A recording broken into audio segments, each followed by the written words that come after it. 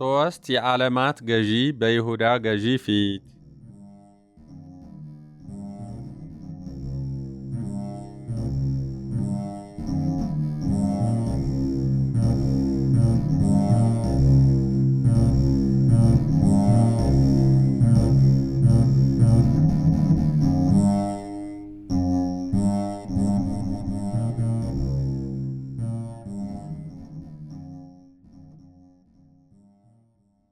የአመጽ ሳምንት።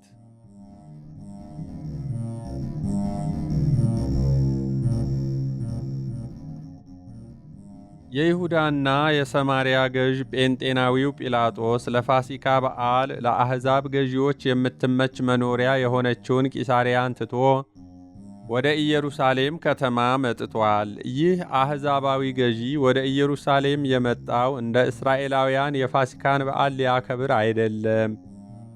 በፋሲካ በዓል ሰሞን ከመላው ዓለም የመጡ ዲዮስጶራ ወይም የተበተኑ አይሁድ ወደ ኢየሩሳሌም ስለሚመጡ የሕዝቡ ቁጥር እጅግ እጥፍ ሆኖ ይጨምራል።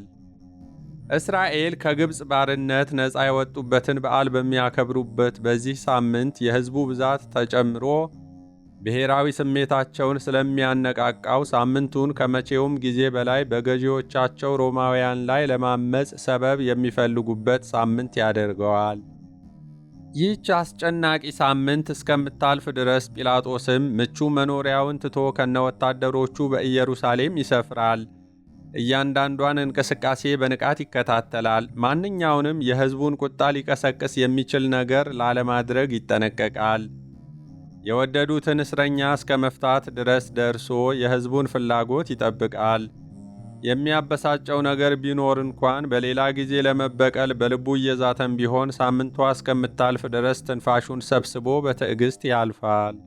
አይሁድ ጌታችንን አስረው ወደ ጲላጦስ ያመጡት እንግዲህ በዚህ ሳምንት በዋናው በዓል ዕለት ነው።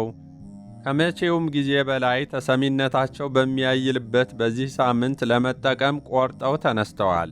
በዚያ ላይ በዓሉ ካለፈ በኋላ ጌታችንን ከጲላጦስ ፊት ለማቅረብ ቢፈልጉ እስከ ቂሳርያ ድረስ መሄድ አለባቸው። ጌታችንንም ኢየሩሳሌም ውስጥ ሲያውክ አገኘነው ብለው አሁን ካልያዙት በስተቀር ከኢየሩሳሌም ውጭ አግኝተው ቢይዙት ኖሮ ጲላጦስ ከኢየሩሳሌምና ይሁዳ ውጭ የተያዘ ሰው ላይ ልፈርድ አልችልም ብሎ ሊመልሳቸው የሚችልበት የሕግ መሠረት ነበረው። በእርግጥ አይሁድ ለምን ጌታችንን ወደ ጲላጦስ ማቅረብ አስፈለጋቸው? ከዚህ በፊት ሊያደርጉት ሞክረው እንደነበረው ማንም ሳያያቸው በተራራ አፋፍ ወስደው ለምን አልወረወሩትም? የሉቃስ ወንጌል ምዕራፍ 4 ቁጥር 29። ደጋግመው እንደሞከሩት በድንጋይ ወግረውስ ስለምን አልገደሉትም? የዮሐንስ ወንጌል ምዕራፍ 8 ቁጥር 59። በእሳት አቃጥለው በሰይፍ ቆራርጠው የሚገድል መርዝ አጠጥተው ሊገድሉት ሲችሉ ለምን ጲላጦስን ደጅ መጥናት አስፈለጋቸው? ምላሹ አንድ ብቻ ነው። አይሁድ የፈለጉት ጌታችን እንዲሞት ብቻ ሳይሆን ተሰቅሎ እንዲሞት ነው። እነርሱ የፈለጉት በእንጨት ላይ የተሰቀለ በእግዚአብሔር ዘንድ የተረገመ ነው የሚለውን የኦሪት ቃል በመያዝ የናዝሬቱ ኢየሱስ እርሱ እንደሚለው በእግዚአብሔር የተላከ የተቀባ ወይም መሲህ ክርስቶስ ሳይሆን በእግዚአብሔር ዘንድ የተረገመ ነው ለማለት ተሰቅሎ እንዲሞት አጥብቀው ፈለጉ። ኦሪት ዘዳግም ምዕራፍ 21 ቁጥር 23።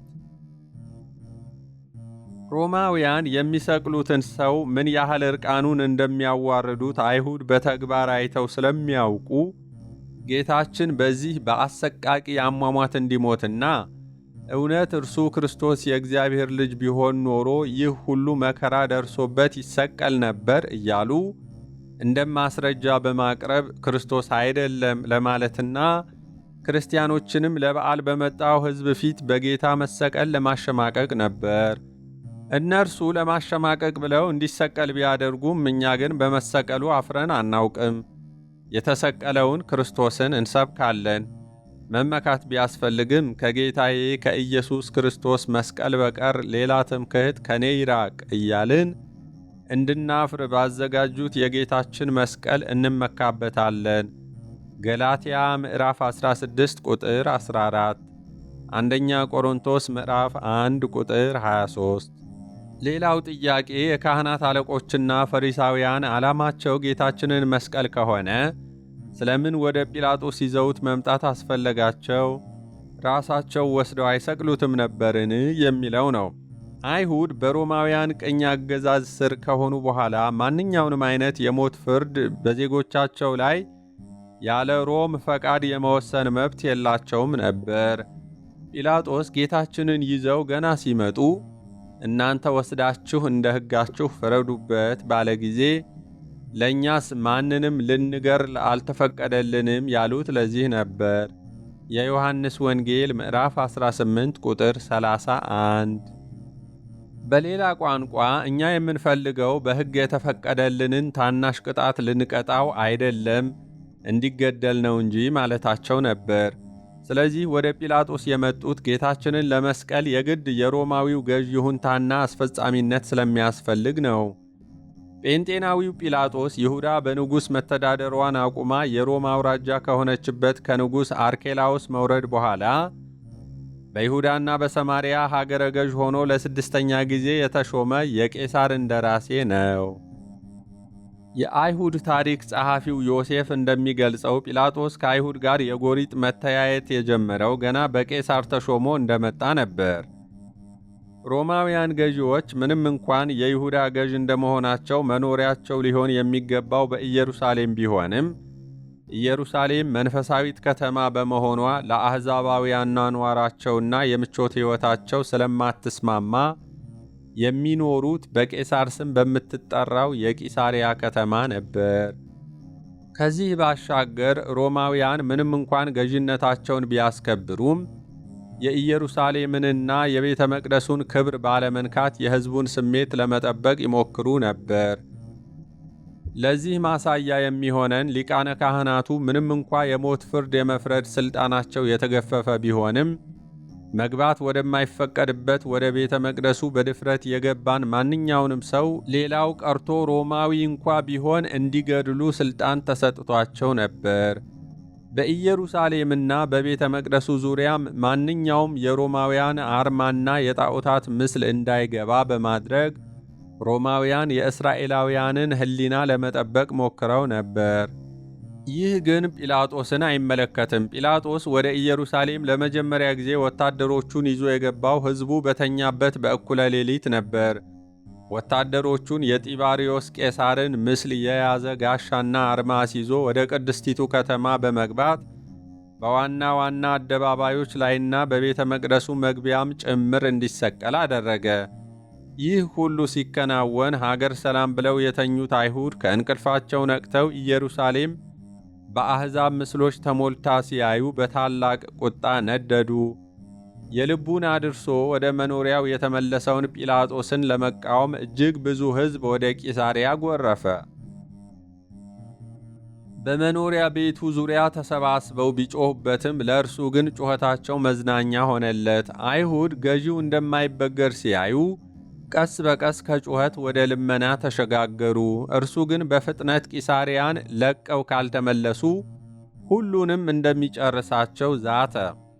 ለ5 ቀናት ያህል ከእግሩ ስር ተደፍተው ከለመኑት በኋላ አርማዎቹን ከኢየሩሳሌም ለማንሳት ተስማማ። ይህን ምስል በብዙ ሙግት ካስነሳ በኋላ ደግሞ ታላቁ ሄሮድስ ባሰራው ቤተ መንግሥት ውስጥ የቄሳር ምስል ያለበት ትልቅ ጋሻ አሰርቶ ዳግም ሁከት እንዲነሳ ያደረገ ሲሆን የሄሮድስን ልጆች ጨምሮ ሕዝቡ በጽሑፍ ተቃውሞውን ሰብስቦ ወደ ቄሳር አመልክቶ አስነስቶታል። ጲላጦስ በአይሁድ ላይ የሚያደርገውን ንቀት የተሞላ ትንኮሳ በዚህ ብቻ ያበቃ አልነበረም። በኢየሩሳሌም ላለው የውሃ እጥረት መፍትሔ ለመስጠት በሚል ያቀረበው ሐሳብ የካህናት አለቆችንና የመላው አይሁድን አንጀት በንዴት የሚያሳርር ነበር። ለኢየሩሳሌም ውሃ ከሰለሞን መጠመቂያ ለመሳብ ወጪው ሕዝቡ ለቤተ መቅደስ በሚከፍለው የአስራትና የመባ ገንዘብ እንዲሸፈን አዋጅ አስነገረ። ጲላጦስ ይህንን ማድረጉ አይሁድን ምን ያህል ሊያስቆጣ እንደሚችል አስቀድሞ አስቦበት ነበር። ስለዚህ ከአዋጁ አስቀድሞ ወታደሮቹን እንደ አይሁዳዊ ለብሰው ሰይፋቸውን ደብቀው እንዲቆሙ አድርጎ ነበር። በዚያች ዕለት አዋጁን ተቃውሞ አፋቸውን ለመክፈት የሞከሩ ሁሉ እነርሱን መስለው በቆሙት ወታደሮች ሰይፍ እየወደቁ እጅግ ብዙ ሰው በግፍ ተገድሏል። ደም ማፍሰስ ያልበቃው ጲላጦስ ከዚያ በኋላ በገሊላ የነበሩ ሰዎችን ለእግዚአብሔር መሥዋዕት በሚሰዉበት ስፍራ ደማቸውን ከመሥዋዕታቸው ጋር በመደባለቅ ለሮም የበላይነት ማንኛውንም ነገር ከማድረግ የማይመለስ ጨካኝ አገረ ገዥ መሆኑን አሳይቷል። የሉቃስ ወንጌል ምዕራፍ 13 ቁጥር 1። በእነዚህ ቅድመ ታሪኮች ምክንያት አይሁድና ጲላጦስ የነበራቸው ግንኙነት እባብ ለእባብ ይተያያል ከአብ ለካብ አይነት ነበር። እርሱ የእነርሱን ክፋትና ምቀኝነት በሚገባ ሲያውቅ፣ እነርሱ ደግሞ የእርሱን ንቀትና ጭካኔ ጠንቅቀው ያውቃሉ። ክሳቸውን ውድቅ ለማድረግ ምክንያት እንደሚፈልግ ስለሚያውቁም አይሁድ ወደ ጲላጦስ የመጡት በጥንቃቄ ነበር። በሊቀ ካህናቱ ግቢ ውስጥ ጌታችንን ሲከሱ ያደሩባቸውን ክሶች ሁሉ በጲላጦስ ፊት ዋጋ ያላቸው አይደሉም። መቅደስ አፈርሳለሁ ብሏል፣ ራሱን መሲህ ነኝ ይላል፣ የእግዚአብሔር ልጅ ነኝ ይላል የሚሉት ክሶች በጲላጦስ ፊት ዋጋ አያነሱም። ከሕጉም አንጻር ሮማዊ ገዥ በመንፈሳዊ ክሶች ላይ አይፈርድም። ቅዱስ ጳውሎስ በተከሰሰ ጊዜ የሆነው ይህንን ያስረዳናል። ጋልዮስ በአካይያ አገረ ገዥ በነበረ ጊዜ አይሁድ በአንድ ልብ ሆነው በጳውሎስ ላይ ተነሱ። ወደ ፍርድ ወንበርም አምጥተው ይህ ሕግን ተቃውሞ እግዚአብሔርን ያመልኩት ዘንድ ሰዎችን ያባብላል አሉ። ጳውሎስም አፉን ሊከፍት ባሰበ ጊዜ ጋልዮስ አይሁድ ሆይ አመፅ ወይም ክፉ በደል እንደሆነ ልታገሳችሁ በተገባኝ ስለ ቃልና ስለ ስሞች ስለ ሕጋችሁም የምትከራከሩ ከሆነ ግን ራሳችሁን ጠንቅቁ፣ እኔ በዚህ ነገር ፈራጅ እሆን ዘንድ አልፈቅድምና አላቸው። ከፍርድ ወንበርም ፊት አስወጣቸው። የሐዋርያት ሥራ ምዕራፍ 18 ከቁጥር 12 እስከ 16። በዚህም መሠረት አይሁድ የማታዎቹን ክሶቻቸውን በጲላጦስ ፊት ደግመው ቢያቀርቧቸው ኖሮ እንደ ጋልዮስ አይመለከተኝም ብሎ ሊያስወጣቸው ይችል ነበር። በዚህ የተነሳ አይሁድ ጌታችን ላይ አዳዲስ ፖለቲካዊ ክሶችን አዘጋጅተው ወደ ጲላጦስ ቀረቡ።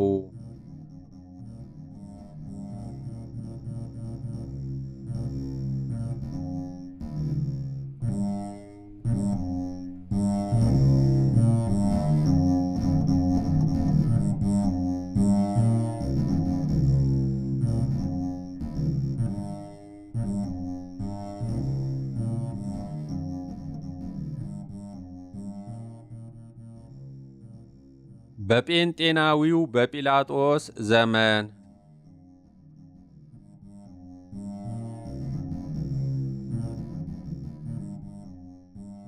ጲላጦስ በሮማውያን የታሪክ ላይ ያለው ስፍራ የአንድ አውራጃ ገዥነት ብቻ ነው። በጢባሪዮስ ቄሳር ሊያውም ከሮማ ውጭ በገዥነት ተሾሞ የተላከው ይህ ሰው ሮም ካፈራቻቸው ታላላቅ ቄሳሮች፣ ፈላስፎች፣ የሥነ ልቦና፣ የኪነ ጥበብ ሰዎች ይልቅ ዘመን የማይሽረው ዝነኛ ሰው ይሆናል ብሎ ማንም ሰው አልገመተም ነበር። ሆኖም ጲላጦስ ከቄሳር በላይ በክርስትናው ዓለም ትልቅ ስፍራ ያለው ሰው ሆነ። ክርስቲያኖች ሁላችን ለጸሎት በቆምን ጊዜ ሁሉ በጴንጤናዊው በጲላጦስ ዘመን እርሱ መከራን ተቀበለ፣ ሞተ፣ ተቀበረ እያልን ዘወትር በጸሎተ ሃይማኖት ወይም ዲ ሆሊ ክሪድ የምናነሳው ጲላጦስ በይሁዳና ሰማርያ አውራጃ ነዋሪዎች ላይ ብቻ እንዲፈርድ ከቄሳር ዘንድ ተሾሞ ባላወቀው መንገድ በሰማያዊው ዳኛ ላይ የፈረደ ዳኛ ሆነ። በዚያች ማለዳ በሕያዋንና በሙታን ላይ የሚፈርደው መድኃኔ ዓለም ክርስቶስ ይፈረድበት ዘንድ በጲላጦስ ፊት ታስሮ ቆመ። ነቢዩ ዳዊት አቤቱ በፊትህ ማን ይቆማል ብሎ የዘመረለት አምላክ በጲላጦስ ፊት ቆመ። ጌታዬ ኢየሱስ ክርስቶስ ሆይ ይፈረድብህ ዘንድ በጲላጦስ ፊት ቆምህ። ሱራፌልና ኪሩቤልም በገናናው ጌትነትህ ፊት የሚሰግዱ ሲሆን ይፈረድብህ ዘንድ እጅህ በሠራችው ሸክላ ፊት እንዴት ቆምክ? ይላል ቅዱስ ስምዖን አምዳዊ ግብረ ሕማማት። አይሁድ ጌታችንን ወደ ጲላጦስ ገና ጎህ ሲቀድ ይዘውት ከመጡ በኋላ የፋሲካን በግ ይበሉ ዘንድ እንዳይረክሱ ብለው ወደ ሀገረ ገዡ ግቢ ውስጥ አልገቡም ነበር። የዮሐንስ ወንጌል ምዕራፍ 18 ቁጥር 28። ግመልን የሚውጡና ትንኝን የሚያጠሩ አይሁድ ትልልቅ ኃጢአትን እየሰሩ ለጥቃቅን ነገሮች ብቻ መጠንቀቅ ልማዳቸው ነው። የማቴዎስ ወንጌል ምዕራፍ 23 ቁጥር 24። ዛሬም እንደ ልማዳቸው ከአዝሙድና ከከሙን አስራት የሚከፍሉት አይሁድ ነፍሰ ገዳይ በመሆን እንደሚረክሱ ሳያስቡ ወደ ጲላጦስ ግቢ መግባት እንደሚያረክሳቸው አሰቡ። አይሁድ ጌታችንን በጲላጦስ ፊት ለመክሰስ የመረጧቸው ክሶች 3 ነበሩ።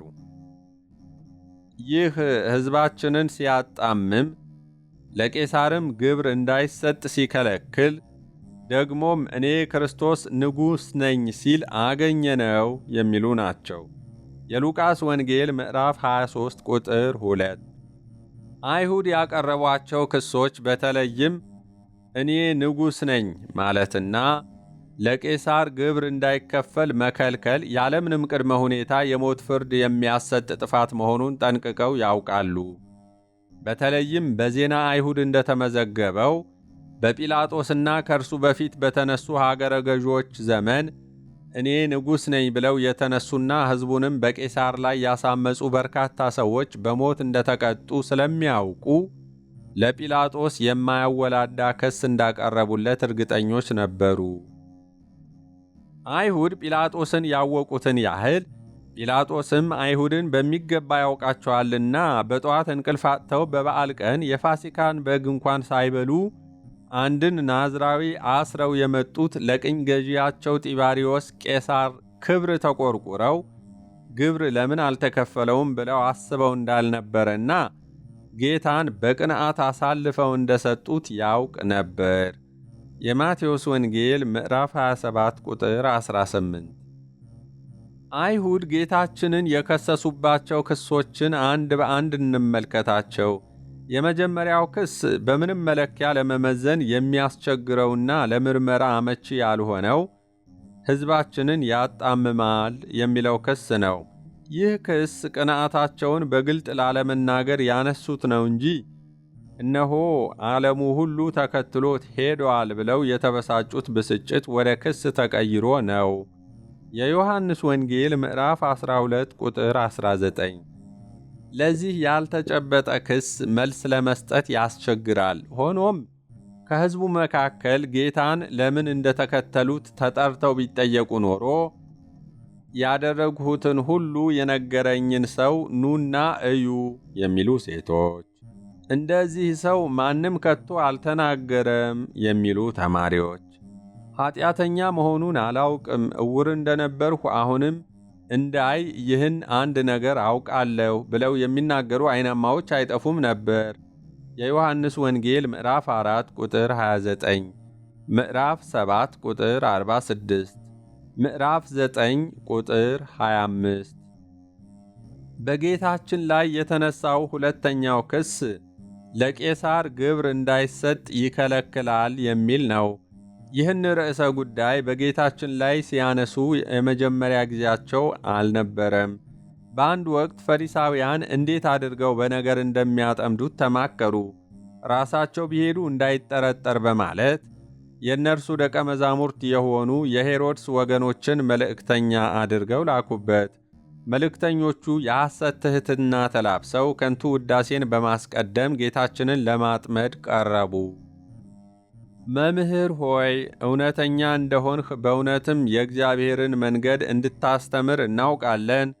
ለማንም አታዳላም፣ የሰውንም ፊት አትመለከትምና ብለው ጀመሩ። ምክንያት አልባ የሆነ ድንገት የሚዘንብ የውዳሴ ዝናብ ለተንኮል የሚቀርብ መሆኑን እንኳን ልብን የሚያውቀው ጌታችን ቀርቶ ማንኛውም ሰው የሚረዳው ነው። ከምስጋናቸው በኋላ እንግዲህ ምን ይመስልሃል? ለቄሳር ግብር መስጠት ተፈቅዷልን ወይስ አልተፈቀደም? አሉት።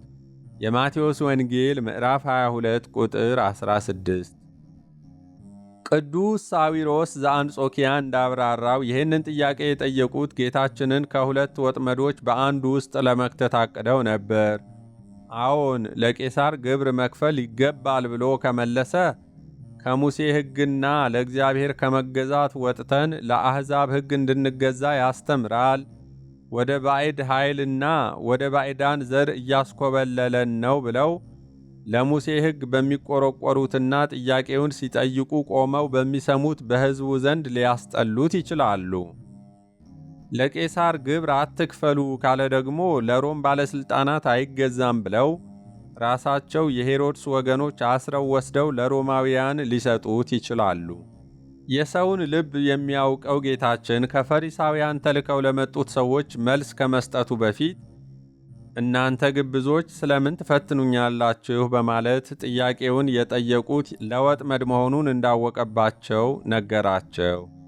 ከዚያም የግብሩን ብር አሳዩኝ አለ። እነርሱም ዲናር አመጡለት። እርሱም ይህች ጽሕፈቲቱስ የማን ናት አላቸው። የቄሳር ነው አሉት። በዚያን ጊዜም እንኪያስ የቄሳርን ለቄሳር የእግዚአብሔርንም ለእግዚአብሔር አስረክቡ አላቸው። ይህንንም ሰምተው ተደነቁ፣ ትተውትም ሄዱ። የማቴዎስ ወንጌል ምዕራፍ 22 ከቁጥር 18 እስከ 21። ጌታችን በዚህ ምላሽ አቅደውት የነበረውን ሁለት ነገር አፈረሰባቸው። ለቄሳር ተገዙ በማለት የሙሴን ሕግ ይቃወማል።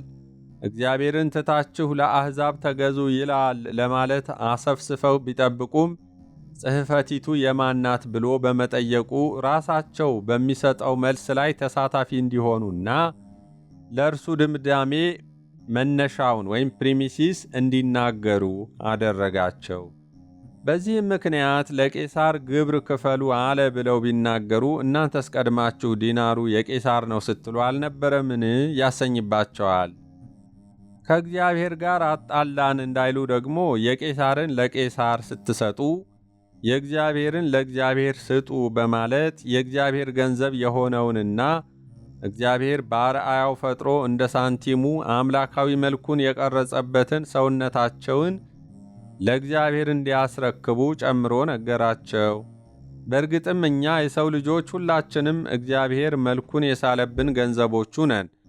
እንደሚታወቀው የንጉሡ የቄሳር መልኩ የታተመው በሳንቲሙ ላይና ከአብራኩ በሚከፈለው ልጁ ላይ ነው። ሆኖም ሳንቲሙ በላዩ ላይ ያለውን የንጉሥ መልክ ምንነት አያውቅም። ልጁ ግን አባቱን እንደሚመስል ያውቃል። እኛም በላያችን ላይ ያለውን የእግዚአብሔርን መልክ ካላወቅን ሳንቲም ብቻ ሆነን እንቀራለን። ድሪሟ እንደጠፋባት ሴንት ሳንቲምም ቆሻሻ ውስጥ ገብተን ልንጠፋ እንችላለን። በላያችን ያለውን የንጉሡን መልክ ከተረዳን ግን ከሳንቲምነት ወደ ልጅነት ሕይወት ከፍ እንላለን። ጌታችን የቄሳርን ለቄሳር አስረክቡ ብሎ በቃል በማስተማር ሳይወሰን በሥራና በቃል የሚያስተምር መምህር እንደመሆኑ በቅፍርናሆም ግብር የሚቀበሉ ሰዎች ወደ እርሱ ሲመጡ ከባሕር ዓሣ ውስጥ ከተገኘ ገንዘብ ግብር በመክፈል እንደ አምላክነቱ ዓሣውን አስገብሮ እንደ ሰውነቱ ለቄሳር ገብሮ አሳይቷል። የማቴዎስ ወንጌል ምዕራፍ 17 ቁጥር 24። በዚህች ዕለት ግን አይሁድ በሐሰት ግብር እንዳይከፈል ይከለክላል ብለው በጲላጦስ ፊት ከሰሱት። ሦስተኛው ክስ እኔ ክርስቶስ ንጉሥ ነኝ ሲል አገኘነው የሚል ነው። ይሄ ክስ ተንኮል የተሞላበት ክስ ነው። ንጉሥ ነኝ ይላል ወይም ክርስቶስ ነኝ ይላል ብለው ለይተው አልተናገሩም። ክርስቶስ ነኝ ማለት በመንፈሳዊው ትርጉሙ ንግሥናውን የሚያሳይ ነው። ስለ ክርስቶስ የተነገሩ ትንቢቶችና የትንቢት ፍጻሜ ታሪኮችም መሲሁን ንጉሥ ብለው ይጠሩታል። ንጉሥሽ የዋህ ሆኖ በአህያና በአህያይቱ ግልገል በውርንጫይቱ ላይ ተቀምጦ ወደ አንቺ ይመጣል። ሆሳዕና በጌታ ስም የሚመጣ ንጉሥ የተባረከ ነው የሚሉት ጥቅሶች ክርስቶስ ንጉሥ እንደሚባል ያስረዳሉ። ሰብአ ሰገል ወደ ሄሮድስ መጥተው የተወለደው የአይሁድ ንጉሥ ወዴት ነው ብለው ሲጠይቁት የካህናት አለቆችን ጠርቶ ክርስቶስ ከወዴት እንደሚወለድ መጠየቁ ንጉሥ የሚለው ቃል በአይሁድ ሕሊና ክርስቶስ ከሚለው ጋር በተለዋዋጭ ቃል የሚነገር መሆኑን ያስረዳል። በሥጋዊ ትርጉም ከሆነ ግን ክርስቶስ ለሮም መንግሥት የሚያሰጋ ምድራዊ ንጉሥ አይደለም። አይሁድ በክሳቸው ላይ ክርስቶስና ንጉሥ ብለው የተናገሩት መንፈሳዊውን ከሥጋዊው በመቀላቀል በሁለት ድንጋይ አንድ ወፍ ለመምታት ያደረጉት ስልት ነበር። በእርግጥ ክርስቶስ ምድራዊ ንጉሥ አልነበረም። ነገሥታት ባለጠጎች ናቸው። እርሱ ግን የእኛን ድህነት ወስዶ ድሃ የሆነ በበረት የተወለደ በኋላም ራሱን የሚያስጠጋበት ያልነበረው ነበር። ነገሥታት ኑሯቸው ከንጉሣዊ ቤተሰቦችና ባለጠጎች ጋር ነው። እርሱ ግን ያስከተለው አሳ አጥማጆችን ነበር። ነገሥታት ዘውድ ሲደፉ እርሱ የሾህ አክሊልን የደፋ፣ ነገሥታት ያማረ መጠጥ ሲጠጡ እርሱ ሐሞትና ከርቤን የጠጣ፣ ነገሥታት በትረ መንግሥት ሲይዙ እርሱ በበትር የተመታ፣ ነገሥታት ወግተው ሲገዙ እርሱ ተወግቶ የገዛ ንጉሥ ነው። ስለዚህ ጌታችን ምድራዊ ንጉሥ አልነበረም። አይሁድ ዛሬ ተነስተው ንጉሥ ነኝ ይላል ብለው ከሰሱት እንጂ ራሳቸው ጌታችንን ምድራዊ ንጉሥ ለማድረግ ይፈልጉ ነበር። አመጣጡ እነርሱ እንዳሰቡት በፈረስና በሰራዊት ታጅቦ የሮምን ጦር ሊወጋ ቢሆን ኖሮ በደስታ ይቀበሉት ነበር። ጌታችን ግን ምድራዊ ሥልጣንን አይሻም ነበር። ዓሣና እንጀራ አበርክቶ ባበላቸው ጊዜ ያነግሱት ዘንድ ሊመጡና ሊነጥቁት እንዳላቸው አውቆ ደግሞ ወደ ተራራው ብቻውን ፈቀቅ አለ። የዮሐንስ ወንጌል ምዕራፍ 6 ቁጥር 15። ጥቃቅን ኃላፊነቶችን ሳይቀር አሳልፎ ለደቀ መዛሙርቱ ሰጣቸው እንጂ በተከታዮቹ ላይ እንኳን ሥልጣን አላሳየም። በመንግሥቱ ሁሉ ላይ የሚደረገውን የሚያውቅ አምላክ ሲሆን ሳለ ንጉሥ ከመባል ግን አፈገፈገ። በዚህም ለበላይነትና ለትዕቢት ከሚዳርገን የሥልጣን ወጥመድ እንድንሸሽ አስተማረን ይላል ጠርጡለስ።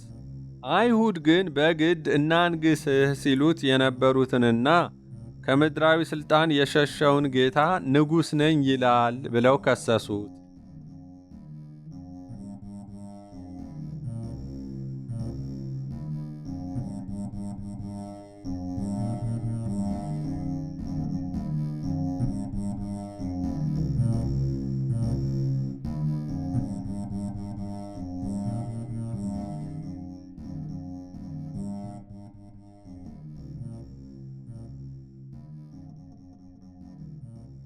ከንግግር የሚበልጥ ዝምታ።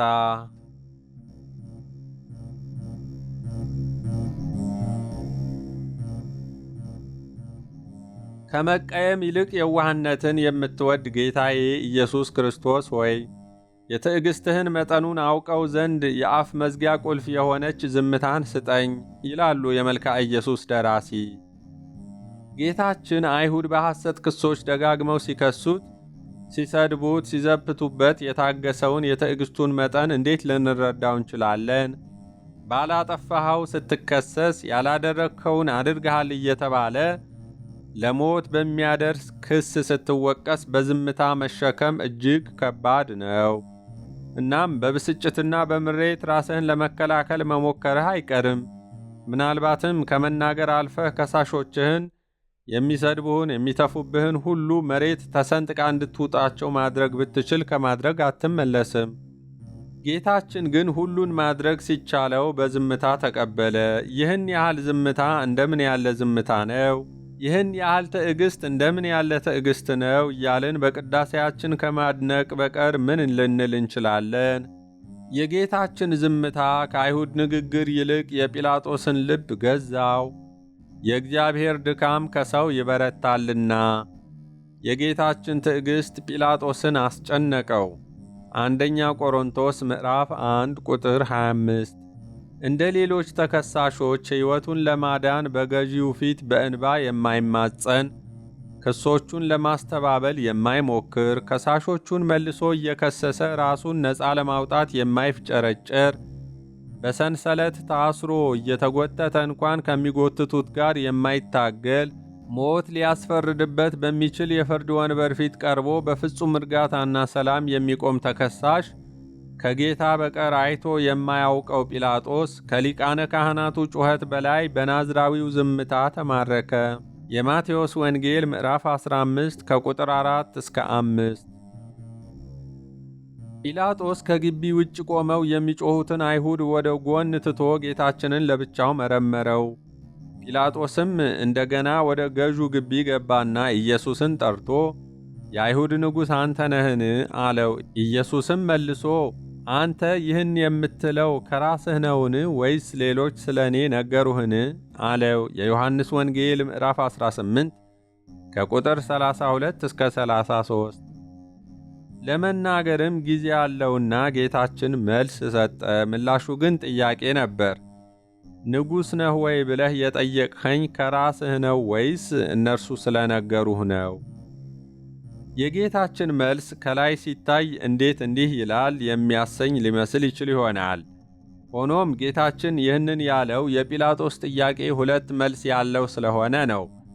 ንጉሥ ነህ ወይ ለሚለው ጥያቄ በመንፈሳዊ ትርጉሙ ከሆነ እርሱ ክርስቶስ እንደመሆኑ አዎን አንተም አልከው የሚያሰኝ ነው። ቄሳርን የሚጋፋ ንጉሥ እንዳይነሳ በሚፈሩት በሮማውያን እይታ ከሆነ ደግሞ ጌታችን ንጉሥ አይደለሁም ሊል ይችላል።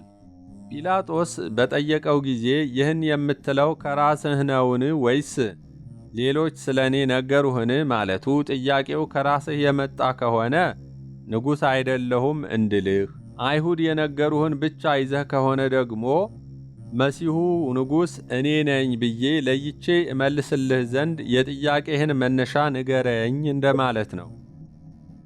ጲላጦስ የጌታችንን አጠያየቅ ስለተረዳ በአይሁድ ዘንድ ያለው ነገር ለእርሱ እንደማይገደው በማሳየት እኔ አይሁዳዊ ነኝን? ወገኖችህ የካህናት አለቆች ለእኔ አሳልፈው ሰጡህ፣ ምን አድርገሃል? አለው። ጌታችንም መልሶ መንግሥቴ ከዚህ ዓለም አይደለችም።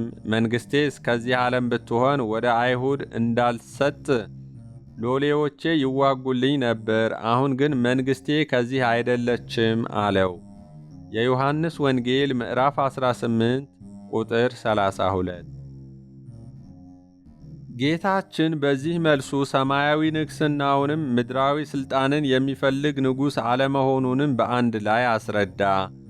መንግሥቴ ከዚህ ዓለም አይደለችም ብሎ አይሁድ እንደሚከሱት ለቄሳር በተቀናቃኝነት የሚያሰጋ መንግሥት እንደሌለው አስረዳ።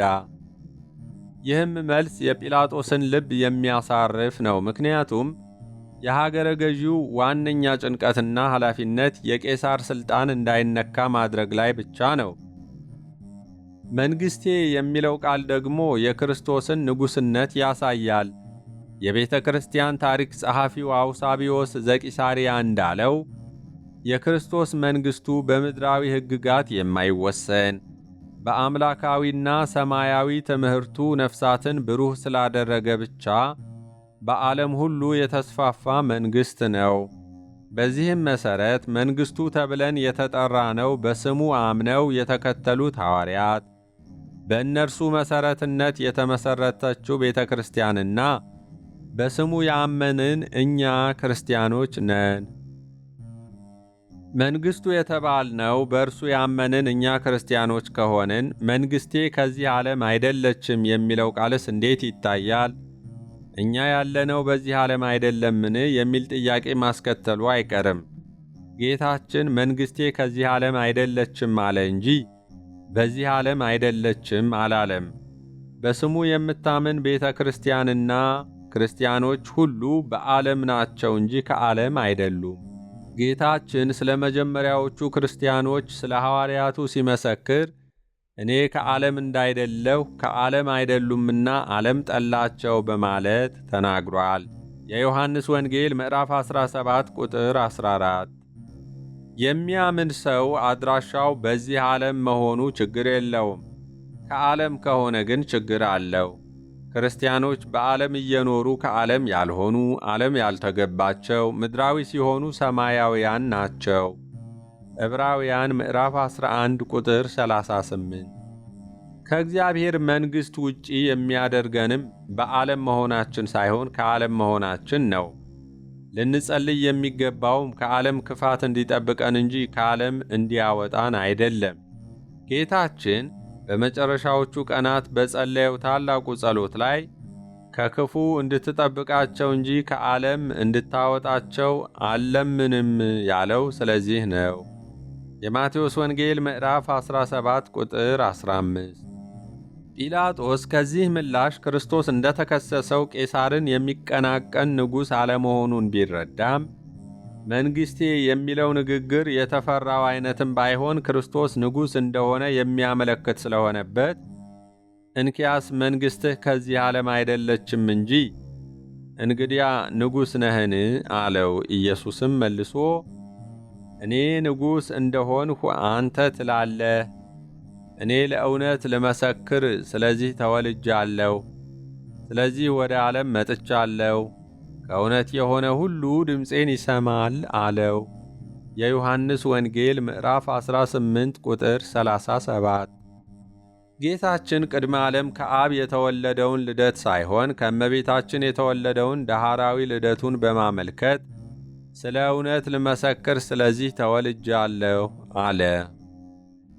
በዚህ ዓለም ቢወለድም በእናቱ ማኅፀን ሲጸነስ ሕልውናው የጀመረ ሳይሆን ከመወለዱ በፊት የነበረ አምላክ መሆኑን ሲያስረዳ ደግሞ ወደ ዓለም መጥቻለሁ አለ። የዮሐንስ ወንጌል ምዕራፍ 1 ከቁጥር 9 እስከ 10።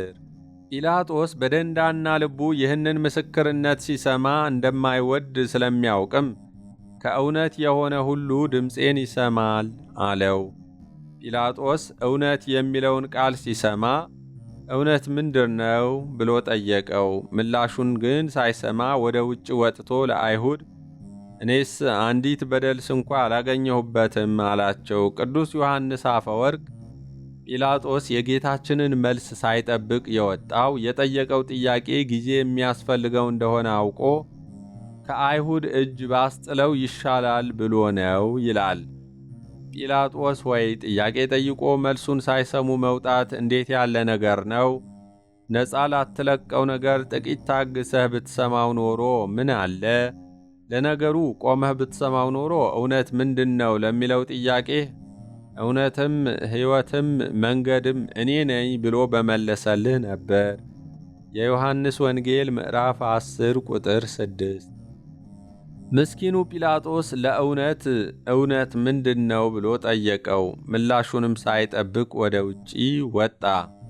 ጲላጦስ ለአይሁድ እኔስ አንዲት በደል ስንኳ አላገኘሁበትም አላቸው። እነርሱ ግን አጽንተው ከገሊላ ጀምሮ እስከዚህ ድረስ በይሁዳ ሁሉ እያስተማረ ሕዝቡን ያውካል አሉ። ይህን ያሉት ከዚህ ቀደም ዓመፅ አስነስተው በሞት የተቀጡት ሰዎች ከገሊላ የተነሱ ስለነበሩ ኢየሱስም ከገሊላ መሆኑን በማመልከት ነገሩን ለማክረርና ጲላጦስም የበለጠ እንዲሰጋ ለማድረግ ነበር። ጲላጦስ ግን የገሊላ ሰው ነው ሲሉ በሰማ ጊዜ የገሊላ ሰው ነውን ብሎ ጠየቀ። ከሄሮድስም ግዛት እንደሆነ ባወቀ ጊዜ ወደ ሄሮድስ ሰደደው። እርሱ ደግሞ ያን ጊዜ በኢየሩሳሌም ነበርና። የሉቃስ ወንጌል ምዕራፍ 23 ከቁጥር 4 እስከ 7።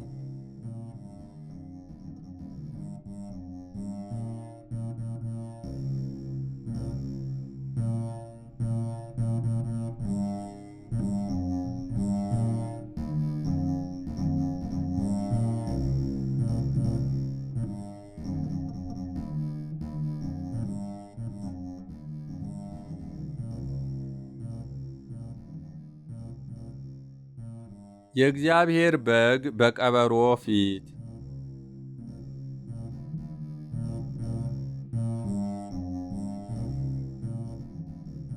በገሊላ የሚኖረው የአራተኛው ክፍል ገዢ ሄሮድስ አንቲጳስ በየዓመቱ እንደሚያደርገው የፋሲካን በዓል ለማክበር እንደ ወጉ አባቱ ታላቁ ሄሮድስ ባሰራው ቤተ መንግሥት ውስጥ ሊያርፍ የሚገባው ቢሆንም እስራኤል በሮማውያን አገዛዝ ስር ስለሆነችና በአባቱ ቤተ መንግሥት ውስጥ ጲላጦስ ስላረፈ ሄሮድስ ያረፈው በጥንታዊው የመቃቢስ ቤተ መንግሥት ነበር። ሊቃነ ካህናቱ ጌታን በሮማውያን ወታደሮች አስይዘው እያንገላቱ ወደ ሄሮድስ ቤተ መንግሥት ወሰዱት። ንጉሥ ሄሮድስን በምን ቋንቋ ልንገልጸው እንችላለን? የሮምን ንጉሥ ለማስደሰት ከሚገብረው ግብር አሳልፎ በጢባሪዮስ ቄሳር ስም የዝሙትና የስካር ከተማን የገነባው ደፋሩ ንጉሥ ሄሮድስ በአንድ ወገን እስራኤላዊ ሆኖ ሳለ አሕዛባዊቷን የአረብ ንጉሥ ልጅን አግብቶ የሚኖረው ቅምጥሉ ንጉሥ ሄሮድስ በዚህ ትዳሩም ሳይጸና የወንድሙን የፊልጶስን ሚስት ሄሮድያዳን ቀምቶ በሚስቱ ላይ የደረበና ሚስቱንም በብስጭት ወደ ሀገሯ እንድትኮበልል ያደረገው ዘማዊው ሄሮድስ የእንጀራ ልጁና የወንድሙ ልጅ የሆነችውን የሰሎሜን ዘፈን ሲሰማ ተደስቶ የመንግሥቴን እኩሌታ ካልሰጠሁሽ ያለው ስሜታዊው ሄሮድስ በምን ቃል ሊገለጽ ይችላል? የመጥምቁ ዮሐንስን ስብከት ደስ እያለው ሲሰማ እንዳልኖረ መልሶ ወደ እስር ቤት የጨመረውና በኋላም አንገቱን አስቆርጦ በወጪት ያስመጣውን ነፍሰ በላውን ሄሮድስን በምን ቋንቋ እንግለጸው? ሄሮድስን በአንዲት ቃል ሊገልጸው የቻለው ጌታችን ብቻ ነው፣ ቀበሮ ብሎ። የሉቃስ ወንጌል ምዕራፍ 13 ቁጥር 32። በእርግጥም የሄሮድስን ሕይወት በአይሁድ ዘንድ ከማይበሉትና ከረከሱት እንስሳት አንዱ ከሆነው ቀበሮ በላይ የሚገልጸው ስም የለም። ጠቢቡ ሶሎሞንም በዚሁ ዘይቤ ወይናችን አብቧልና የወይናችንን ቦታ የሚያጠፉትን ቀበሮዎች፣ ጥቃቅኑን ቀበሮች አጥምዳችሁ ያዙልን ብሎ ነበር። የተቀደሰችውን ከተማ የሚያረክሱ እንደ ሄሮድስ ያሉ ሰዎች በክህደታቸው የእግዚአብሔር ቤትን የሚያውኩ ከሃዲያን የጋራ ስማቸው ቀበሮ ነው። ጠቢቡ አጥምዳችሁ ያዙልን እንዳለ እንዲህ አይነቶቹን ሰዎች በትምህርት አጥምዶ መያዝና ሶምሶን እንዳደረገው በጅራታቸው የቃሉን ችቦ እያሰሩ ወደ መጡበት የክህደት እርሻ መልሶ ማሰማራት ያስፈልጋል። መኃልየ መኃልይ ምዕራፍ 2 ቁጥር 15፣ መጽሐፈ መሳፍንት ምዕራፍ 15 ቁጥር 4። አይሁድ የዓለምን ኀጢአት የሚያስወግደውን የእግዚአብሔር በግ ኢየሱስ ክርስቶስን ወደዚህ ቀበሮ ይዘውት ቀረቡ። ሄሮድስም ኢየሱስን ባየው ጊዜ እጅግ ደስ አለው። የሉቃስ ወንጌል ምዕራፍ 23 ቁጥር 8። ሄሮድስ ጌታን ሲያየው ደስ ያለው ዓይኖቼ ማዳንህን አይተዋል ብሎ አልነበረም። እንደ አብርሃም ቀኑን አይቶ ደስ ብሎት እንደ ሰብአ ሰገል የአይሁድን ንጉሥ አየሁ ብሎ እንደ ዘኬዎስ ጌታን አየሁት ብሎ አልነበረም። የጌታችንን ዝና በሰማ ጊዜ ሄሮድስም ዮሐንስንስ እኔ ራሱን አስቆረጥኩት፣ ይህ እንዲህ ያለ ነገር የምሰማበት ማን ነው አለ። ሊያየውም ይሻ ነበር። የሉቃስ ወንጌል ምዕራፍ 9 ቁጥር 9። ስለ እርሱ ስለሰማ ከብዙ ጊዜ ጀምሮ ሊያየው ይመኝ ነበርና ምልክትም ሲያደርግ ሊያይ ተስፋ ያደርግ ነበር። የሉቃስ ወንጌል ምዕራፍ 23 ቁጥር 8። ትልቁ ሄሮድስ የተወለደው የአይሁድ ንጉሥ ወዴት ነው የሚለውን የሰብአ ሰገል ጥያቄ ሰምቶ ለሥልጣኑ ሰግቶ ነበር። ስለ ሕፃኑ በጥንቃቄ መርምሩ ብሎም ነግሯቸው ነበር። በኋላም የተወለደውን ንጉሥ ለማግኘት ብሎ የቤተልሔም ሕፃናትን ቢያስጨፈጭፍም ኢየሱስን ግን ሳያገኘው ሞተ። የትልቁ ሄሮድስ ልጅ ሄሮድስ አንቲጳስ አባቱ በብዙ ልፋት ያላገኘውን የተወለደውን የአይሁድ ንጉሥ ሮማውያን አምጥተው በፊቱ አቆሙለት። እርሱ ግን ስለ ሕፃኑ በጥንቃቄ ሊመረምር አልፈለገም። የእርሱ ፍላጎት አንድ ብቻ ነበር፣ ተአምር ማየት። ተአምር ማየትን መፈለግ በአጠቃላይ የፈሪሳውያንና የሰዱቃውያን ጠባይ ነበር። ለዚህም ነው ጌታ ሐዋርያቱን ተአምር ከማየት ጉጉትና ከግብዝነት ትምህርት እንዲጠበቁ ሲያስተምር ከሰዱቃውያንና ከፈሪሳውያን እርሾ ተጠበቁ ብሎ ያስጠነቀቃቸው። የማቴዎስ ወንጌል ምዕራፍ 16 ቁጥር 12። ይህ የፈሪሳውያን ተአምር የመውደድ ጠባይ በሄሮድስ ላይ የበለጠ ጎልቶ ይታይ ነበር። ለዚህም ነው ጌታችን በማርቆስ ወንጌል ላይ ከፈሪሳውያን ጋር ደምሮ ተጠንቀቁ፣ ከፈሪሳውያንና ከሄሮድስ እርሾ ተጠበቁ ብሎ ለይቶ የጠቀሰው። የማርቆስ ወንጌል ምዕራፍ 8 ቁጥር 15። ጌታችንን ባየ ጊዜም የተደሰተው ከመኳንንቱ ጋር ተቀምጦ እንደ ትርኢት ጌታችን ተአምራት ሲያደርግ ለመመልከትና ለመደሰት ነበር። ጌታችን ተአምር ቢያደርግ ኖሮ ምናልባትም ሄሮድስን ደስ ማሰኘትና ወደ ጲላጦስም ተመልሶ ከመሰቀል ሊድን ይችል ይሆን ነበር። ዘፈን ለዘፈነችለት ሴት ግማሽ መንግሥቴን ልስጥ ያለ ሰው ተአምር ቢያሳየው ኖሮ ከዚያ በላይም ላድርግ ይል ይሆናል። ጌታችን ግን ተአምር ያደርግ የነበረው የተጨነቁትን ለማዳን እንጂ በተአምር የሚደሰቱ ሰዎችን ለማስደነቅ አይደለም። በብዙ ቃልም ጠየቀው፣ እርሱ ግን አንድ ስንኳ አልመለሰለትም። ሄሮድስ የአይሁድን ክስ እንኳ አልሰማ ብሎ በጉጉት ምልክት እንዲያሳየው ብዙ ጥያቄዎችን ቢደረድርለትም ጌታችን ግን በሄሮድስ ፊት አንዲትም ቃል አልተናገረም። ሄሮድስም ጌታን አየው እንጂ ሲናገር አልሰማውም። ጌታችን በሄሮድስ ፊት አለመናገሩ ብዙ ነገሮችን ያስታውሰናል። ተአምር የሚሻ ሰው ቢነግሩት መቼ ይሰማል? የምልክት ፍቅር ያለው ሰው ቃሉን የመስማት ፍላጎት የለውም። ትምህርት ቢሰጠው እንኳ ቶሎ ትምህርቱ አልቆ ወደ ተአምሩ ቢሄድ ምን አለ ብሎ ይቁነጠነጣል እንጂ የእግዚአብሔርን ቃል የሚሰማበት ትዕግስት የለውም። ጌታችን ተአምሩን አይተው ብዙዎች በስሙ ሲያምኑ እንኳ በሰው ልብ ያለውን ያውቅ ነበርና አይተማመንባቸውም ነበር። የዮሐንስ ወንጌል ምዕራፍ 2 ቁጥር 25። ስለዚህ ለተአምር ፈላጊው ሄሮድስ በመናገር አልደከመም። ሄሮድስ ተናግሮት የሚለወጥ ሰው ቢሆን ኖሮ የመጥምቁ ዮሐንስ ስብከት ይበቃው ነበር። ቅዱስ ዮሐንስ ሲያስተምር እየሰማ በብዙ ነገር ያመነታ ነበር፣ በደስታም ይሰማው ነበር። የማቴዎስ ወንጌል ምዕራፍ 6 ቁጥር 20። የስብከት ዓላማው ሰሚውን ማስደሰት ሳይሆን የሕይወት ለውጥ እንዲያመጣ ማድረግ ነበር። ሄሮድስ ግን ቃሉን ከማድረግ ይልቅ ራሱን እያሳተ የሚሰማ ብቻ ነበር። የያዕቆብ መልእክት ምዕራፍ 1 ቁጥር 22። ይፈራው የነበረውን ባህታዊውን ዮሐንስን ስብከቱን ወዶ እንዳልነበር ሁሉ በግፍ አንገቱን አስቆረጠው። ታላቁን ነቢይና ሐዋርያ ያስገደለ ይህ ግፈኛ ንጉሥ የጌታችንን ድምፅ ሊሰማ እንዴት ይገባዋል? በእግራቸው እንዳይረግጡት ተመልሰውም እንዳይነክሷችሁ የተቀደሰውን ለውሾች አትስጡ፣ ዕንቁዎቻችሁን በእሪያዎች ፊት አትጣሉ ብሎ ያስተማረ ጌታ ከአፉ የሚወጣውን ዕንቁ የሆነ ቃሉን በዚህ ቀበሮ ፊት እንዴት ይናገራል? የማቴዎስ ወንጌል ምዕራፍ 7 ቁጥር 6።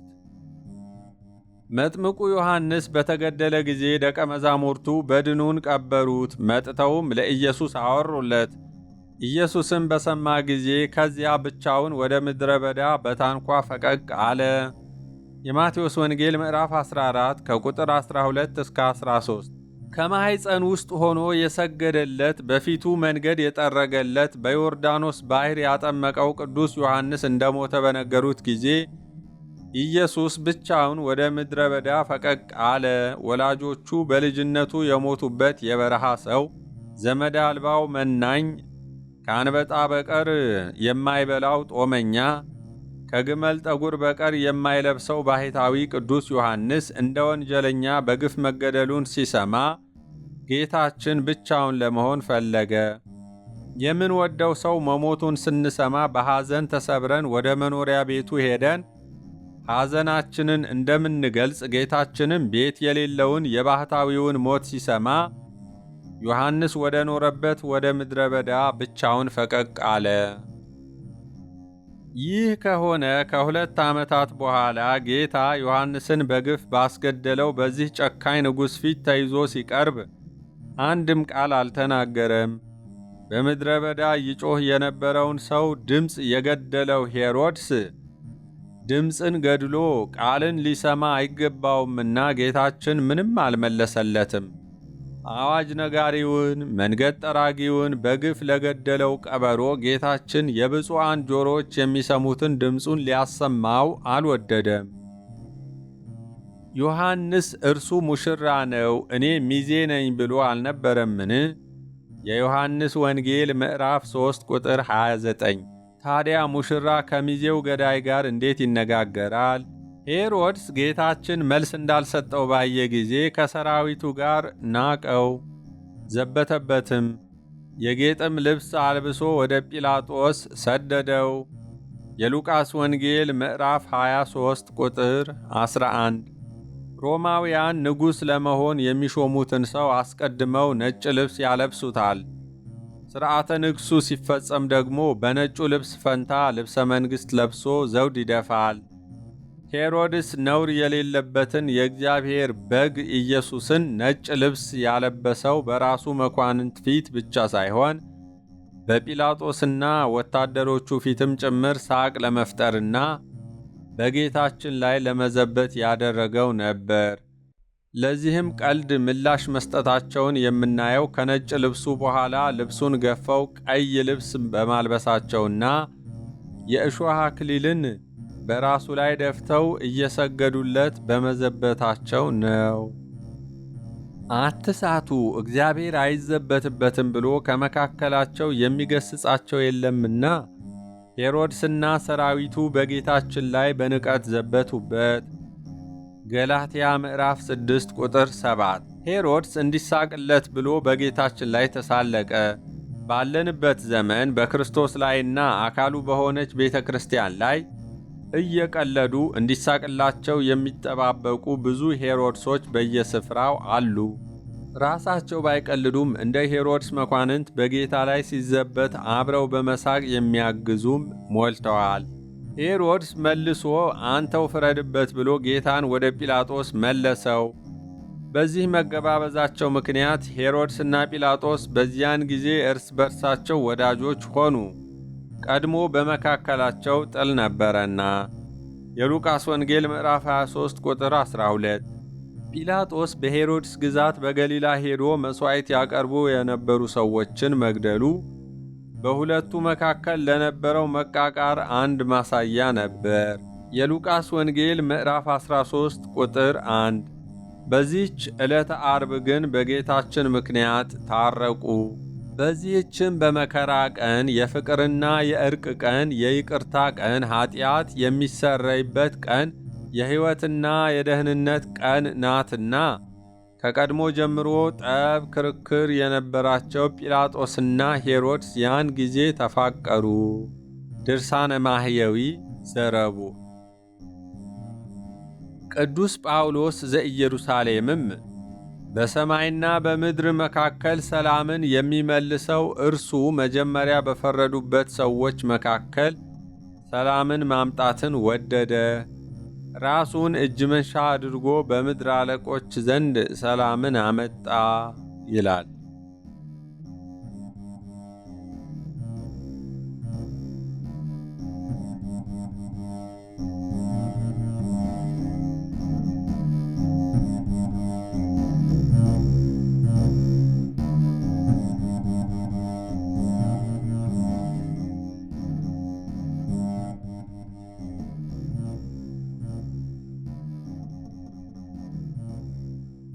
በእርሱ ቁስል እኛ ተፈወስን።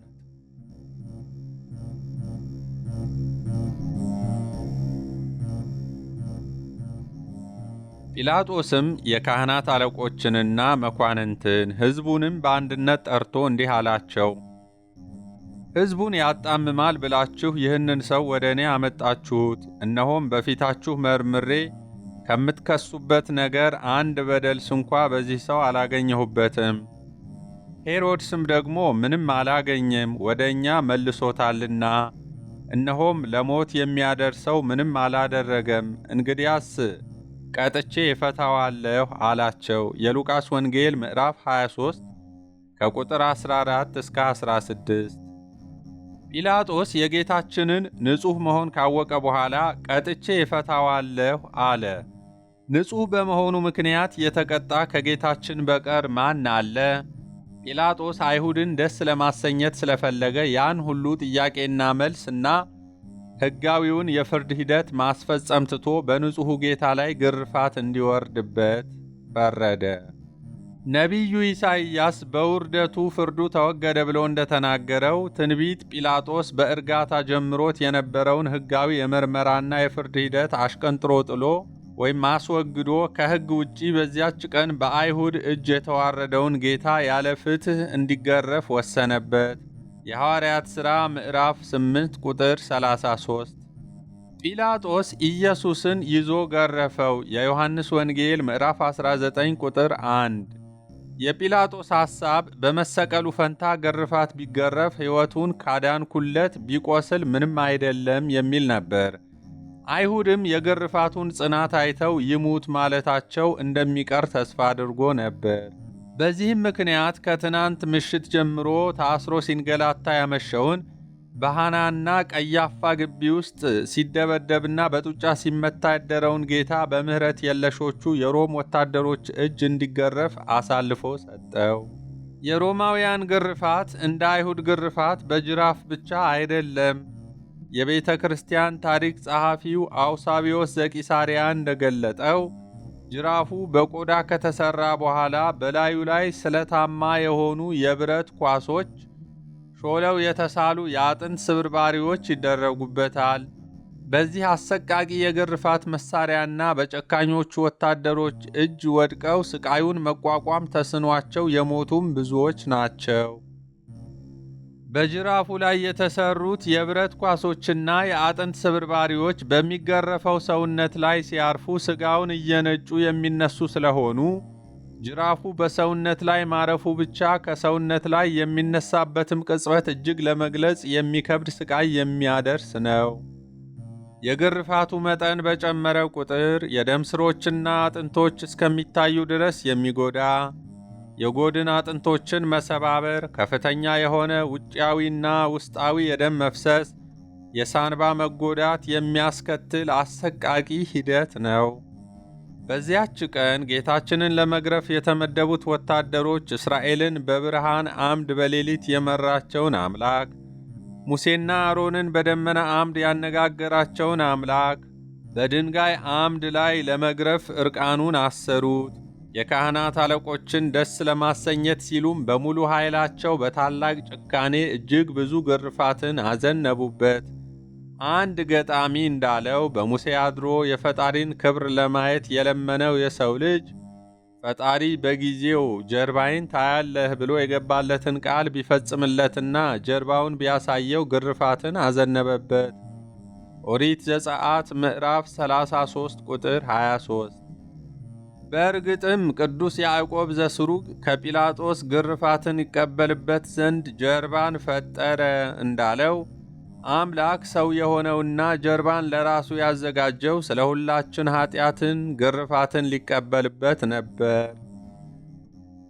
የሮማውያን ግርፋት ቅዱስ ጳውሎስ እንደተገረፈው እንደ አይሁድ ግርፋት በመጠን ተወስኖ አንድ ሲጎድል 40 ግርፋት 5 ጊዜ ገረፉኝ እያለ የተገረፈው ሰው በሕይወት ተገርፎ እያስታወሰ የሚናገረው አይነት ግርፋት አይደለም።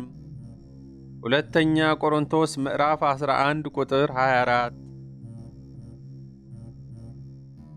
ቤተ ክርስቲያናችን የጌታችንን ግርፋት 6666 ጊዜ እንደሆነ ስታስተምር 5000 ነው 4000 ነው የሚሉም አሉ። ይህን አሰቃቂ ግርፋት በሺህ ለሚቆጠር ጊዜ መገረፉን ግን ሁሉም ሊቃውንትና የታሪክ ሰዎች ተስማምተውበታል። ጌታችን እጅግ መገረፉን የሚያሳየን መስቀሉን ባሸከሙት ጊዜ በየስፍራው እስኪወድቅ ድረስ አቅም ማጣቱ ነው። የጌታን ግርፋቱንስ መቁጠር ቢቻልም እንኳ ስቃዩን ግን እንዴት ልንቆጥረው እንችላለን? ቤተ ክርስቲያናችን ከሥጋው አልፎ አጥንቶቹ እስከሚታዩ ድረስ ስለተገረፈው አምላክ በዕለተ ዓርብ የምታነበውና የምታዜመው ራሱ ክርስቶስ አስቀድሞ በነቢዩ ዳዊት አድሮ ስለ ሕማሙ የተናገረው የትንቢት ቃል የስቃዩን መጠን ጥቂትም ቢሆን ለማሰብ ያግዘናል። እንደ ውሃ ፈሰስሁ፣ አጥንቶቼም ሁሉ ተለያዩ፣ ልቤ እንደ ሰም ሆነ፣ በአንጀቴም መካከል ቀለጠ። አጥንቶቼ ሁሉ ተቆጠሩ፣ እነርሱም አዩኝ ተመለከቱኝም፣ አጥንቶቼ ተነዋወጡ። መዝሙረ ዳዊት መዝሙር 22 ከቁጥር 14 እስከ 17፣ መዝሙር 31 ቁጥር 10። ቅዳሴያችን እንዲህ ይላል። የወልድን መከራውን የሚናገር ምን አይነት አፍ ነው? ምን አይነት ከንፈር ነው? ምን አይነት አንደበት ነው? የፍቅር ጌታ ሕማማቱ በተነገረ ጊዜ ልብ ይለያል፣ ሕሊናም ይመታል፣ ነፍስም ትንቀጠቀጣለች፣ ሥጋም ይደክማል። በእውነትም የጌታችንን ሥቃይ ለመግለጽ ምንም አይነት ቋንቋ፣ ምንም ያህል ቅኔ አቅም አይኖረውም። ቅዱስ ኤፍሬምም በክርስቶስ የተወደዳችሁ ሆይ ኑ ወዲህ ቅረቡ፣ በዚህች ዕለት በዳዊት ከተማ የሆነውን አብረን እንይ። በተስፋው ቃል ሲጠበቁ የነበሩት የተመረጡት የአብርሃም ዘሮች ዛሬ ምን እንዳደረጉ እንመልከት። ጌታ ሆይ ረዥሙን ሥቃይህን ማን ሊገልጸው ይችላል? ይላል። ይህ ሁሉ የሆነው ስለ እኛ ኀጢአት ነበር። ኦሪት የሚገረፍ ሰው የግርፋቱም ቁጥር እንደ ኀጢአቱ መጠን ይሁን ትላለች። ኦሪት ዘዳግም ምዕራፍ 25 ቁጥር 2። ጌታችን ማንም ስለ ኀጢአቱ ሊወቅሰው የማይችል ንጹሕ ቢሆንም እግዚአብሔር የሁላችንን በደል በእርሱ ላይ አኖረ ስለተባለ ግርፋቱን በተሸከመው የእኛ ኀጢአት መጠን ሆነ።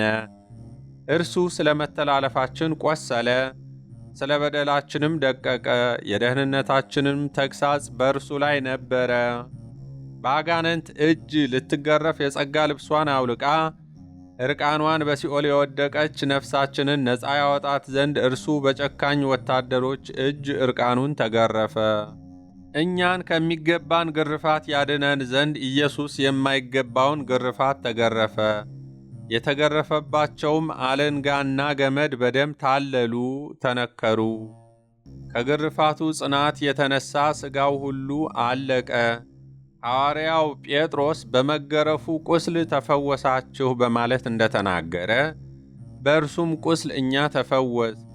አንደኛ ጴጥሮስ ምዕራፍ 2 ቁጥር 24፣ ትንቢተ ኢሳይያስ ምዕራፍ 53 ቁጥር 5።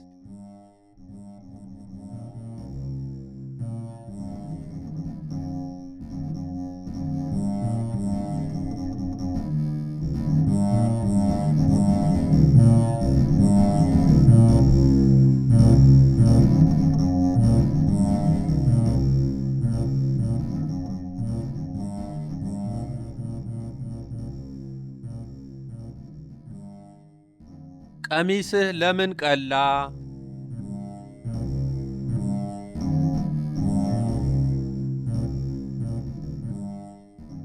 ጌታችንን በታላቅ ጭካኔ የገረፉት ወታደሮች ከግርፋቱ በኋላ ከሰራዊቱ ጭፍራ ሁሉ ጋር ተሰብስበው ከበቡት። ልብሱን ገፈው ቀይ ልብስ አለበሱት። ከእሾክም አክሊል ጎንጉነው በራሱ ላይ በቀኝ እጁም መቃ አንወሩ። በፊቱም ተንበርክከው የአይሁድ ንጉሥ ሆይ ሰላም ለአንተ ይሁን እያሉ ዘበቱበት፣ ተፉበትም። መቃውንም ይዘው ራሱን መቱት። የማቴዎስ ወንጌል ምዕራፍ 27 ከቁጥር 27 እስከ 30። ሮማውያን ንጉሶቻቸውን ሲያነግሱ 5 ነገሮችን ያደርጉ ነበር። በሚነግሰው ሰው ራስ ላይ የወርቅን አክሊል ያቀዳጁታል፣ ያማረ ቀሚስ ያለብሱታል፣ የወርቅ በትረ መንግሥት ወይም ዘንግ ያስይዙታል፣ የወርቅ ቀለበት በጣቱ ላይ ያጠልቁለታል። ከዚያ በኋላ በፊቱ ለንጉሥ የሚገባ ስግደትን ያቀርቡለታል። ወታደሮቹ በጌታችን ላይ ለመዘበትም ያደረጉት ይህንን ነበር። ስለ ወርቅ አክሊል ፈንታ የእሾህ አክሊል አቀዳጁት። ስለ ወርቅ ቀሚስ ፈንታ የጨርቅ ቀሚስን አለበሱት። ይህም የሴቶች ልብስ ነው። በወርቅ በትር ፈንታ መቃን አስያዙት።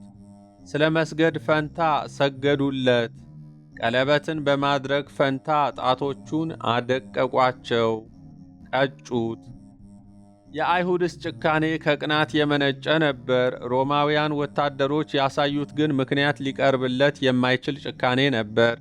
በጭካኔያቸው የጌታችንን ልብሱን አውልቀው ሌላ ቀይ ልብስ አለበሱት። ሂደቱን ልብ አድርገን አንድ በአንድ እናስበው።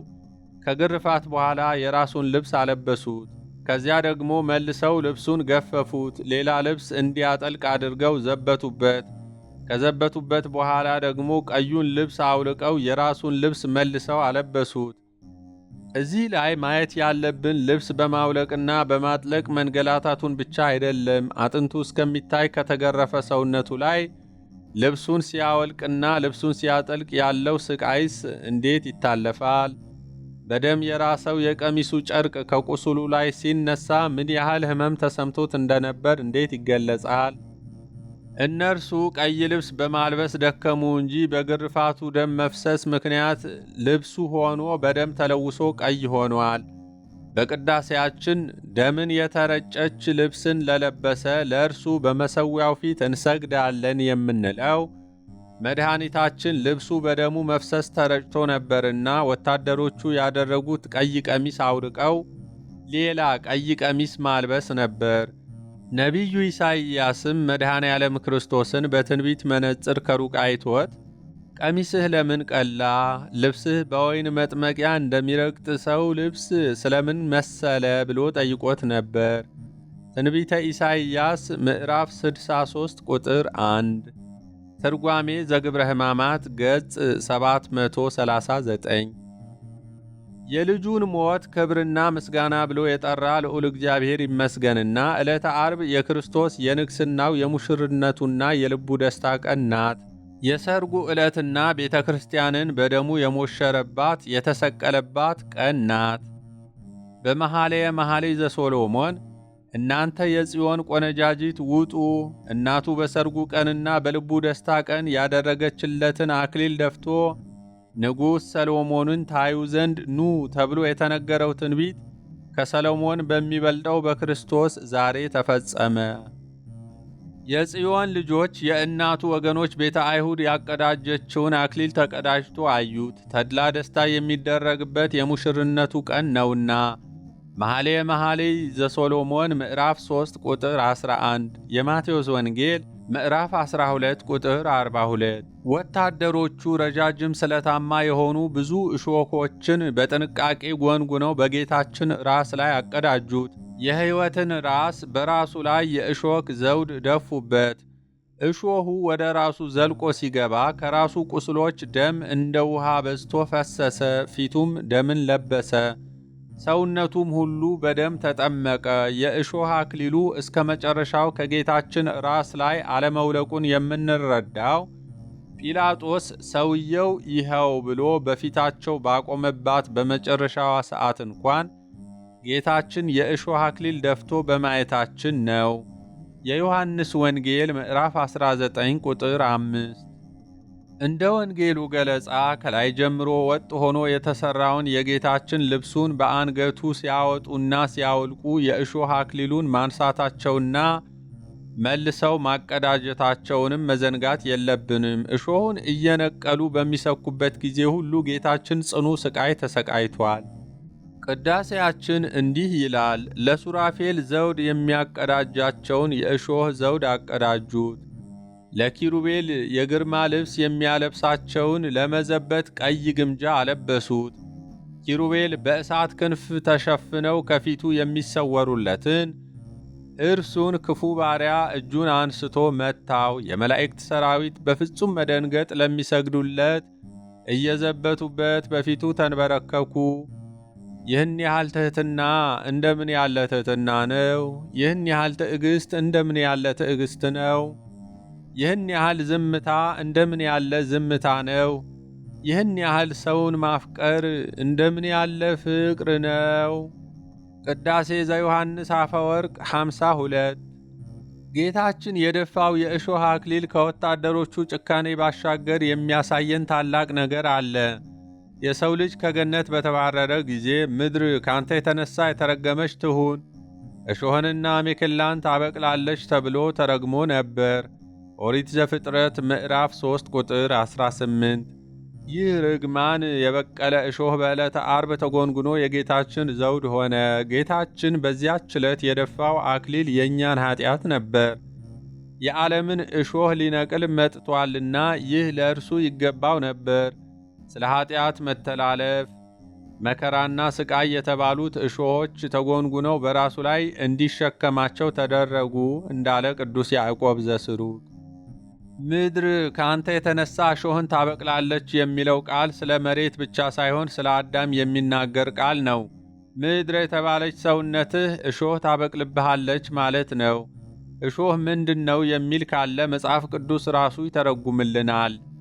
እሾህም አነቀው የተባለው የዚህ ዓለም ሐሳብና የባለጠግነት መታለል የሌላውም ነገር ምኞት ናቸው። የማቴዎስ ወንጌል ምዕራፍ 13 ቁጥር 22። የማርቆስ ወንጌል ምዕራፍ 4 ቁጥር 18። ስለዚህ የቃሉ ትርጉም ምድር የተባለች ሰውነትህ እሾህ የተባለ ኃጢአትንና ክፉ ምኞትን ታበቅልብሃለች ማለት ነው። ወዳጄ ሆይ ሮማውያን ወታደሮች ጎንጉነው በጌታችን ራስ ላይ እሾህ እንዳቀዳጁት ባሰብክ ጊዜ እጅግ ማዘንህ አይቀርም። ሆኖም አንተም እሾህ የተባለውን አንድ ኃጢአት በሠራህ ቁጥር በጌታችን ላይ የተደፉትን እሾሆች ቁጥር እንደጨመርህ አስብ። በፈጣሪ የማያምኑት ሮማውያን ወታደሮች ከጎነጎኑት እሾህ በላይ የጌታችንን ራስ የበለጠ ዘልቆ የሚወጋው ደሙን አፍስሶ ያዳነን እኛ ክርስቲያኖች በኃጢአታችን የምንጎነጉነው የእሾህ አክሊል ነው። ስለ መተላለፋችን የቆሰለው አምላክ በመተላለፋችንም ይቆስላል። የእሾህ አክሊል ከደፉበት በኋላ በቀኝ እጁ ከመቃ ወይም ከቀርከሃ ሸንበቆ የተሠራ በትር በበትረ መንግሥት ፈንታ አስያዙት። በፊቱም ተንበርክከው የአይሁድ ንጉሥ ሆይ ሰላምታ ለአንተ ይሁን እያሉ ዘበቱበት። በቀያፋ ግቢ የነበሩት የሊቀ ካህናቱ ወታደሮች ትንቢት ተናገርልን እያሉ በነቢያቱ ላይ እንደቀለዱ፣ የአሕዛብ ወታደሮች ደግሞ በንጉሥነቱ ላይ እየቀለዱ ሰገዱለት። ነቢዩ ዳዊት ለእግዚአብሔር በፍርሃት ስገዱ ብሎ ለተናገረለት አምላክ በመዘበት ሰገዱለት። ቤተ ክርስቲያናችን በጌታችን ላይ በመቀለድ በተሰገደበት በዕለተ ዓርብና በሰሙነ ሕማማት ልጆቿን ይዛ እየሳቁ ለሰገዱለት አምላክ እያለቀስን እንድንሰግድ የምታደርገው ለዚህ ነው። ለመስቀልከ ንሰግድ ኦ ሊቅነ ወለትንሣኤከ ቅድስት ንሴብህ ኩልነ። አለቃችን ንጉሣችን ሆይ ለመስቀልህ ወይም ለመከራህ እንሰግዳለን፣ ቅድስት ትንሣኤህንም እናከብራለን የሚለውን የኦርቶዶክሳውያን ዓለም አቀፍ ጸሎት በተዋበው ያሬዳዊ ዜማ እያዜምን በነገሥታት ንጉሥ ፊት እውነተኛ ስግደትን እናቀርባለን። እየዘበቱ በፊቱ ከሰገዱ በኋላ ማታ ሲደርስበት እንደነበረው አይነት በተመሳሳይ ንቀት በፊቱ ላይ ተፉበት። በአዳም ፊት ላይ የሕይወትን መንፈስ እፍ ባለው አምላክ በፊቱ ላይ ምራቃቸውን ተፉበት። በመትፋት ብቻ አላበቁም። በእጁ ያስያዙትን መቃ ተቀብለው በደረቀው እንጨት ራሱን መቱት። የእሾህ አክሊል የተደፋበትን ራሱን መቱት ማለት እሾሁን ወደ ራሱ እንደ ሚስማር እየመቱ እንዲገባ አደረጉ ማለት መሆኑንና ምን ያህል ስቃይ እንደሚያስከትል እናስተውል። የሕይወትን ራስ፣ የማዕዘንን ራስ፣ የቤተ ክርስቲያንን ራስ፣ ለአለቅነትና ለሥልጣን ሁሉ ራስ የሆነ የክርስቶስን ራሱን መቱ። የከበረ ራሱን በመቃ በመቱት ጊዜ መላእክት ተንቀጠቀጡ። ጌታችን ከኀጢአተኞች ምን ያህል ድፍረትና ንቀትን ተቀበለ! አላዋቂው የሰው ልጅስ በጌታ ፊት ላይ እንዴት ሊተፋበት ደፈረ? ይህ ሁሉ የሆነው ስለ ኀጢአቱ ሊተፋበት ይገባው በነበረው በሰው ልጅ ፈንታ ነው ይላል ቅዱስ ያዕቆብ ዘስሩግ።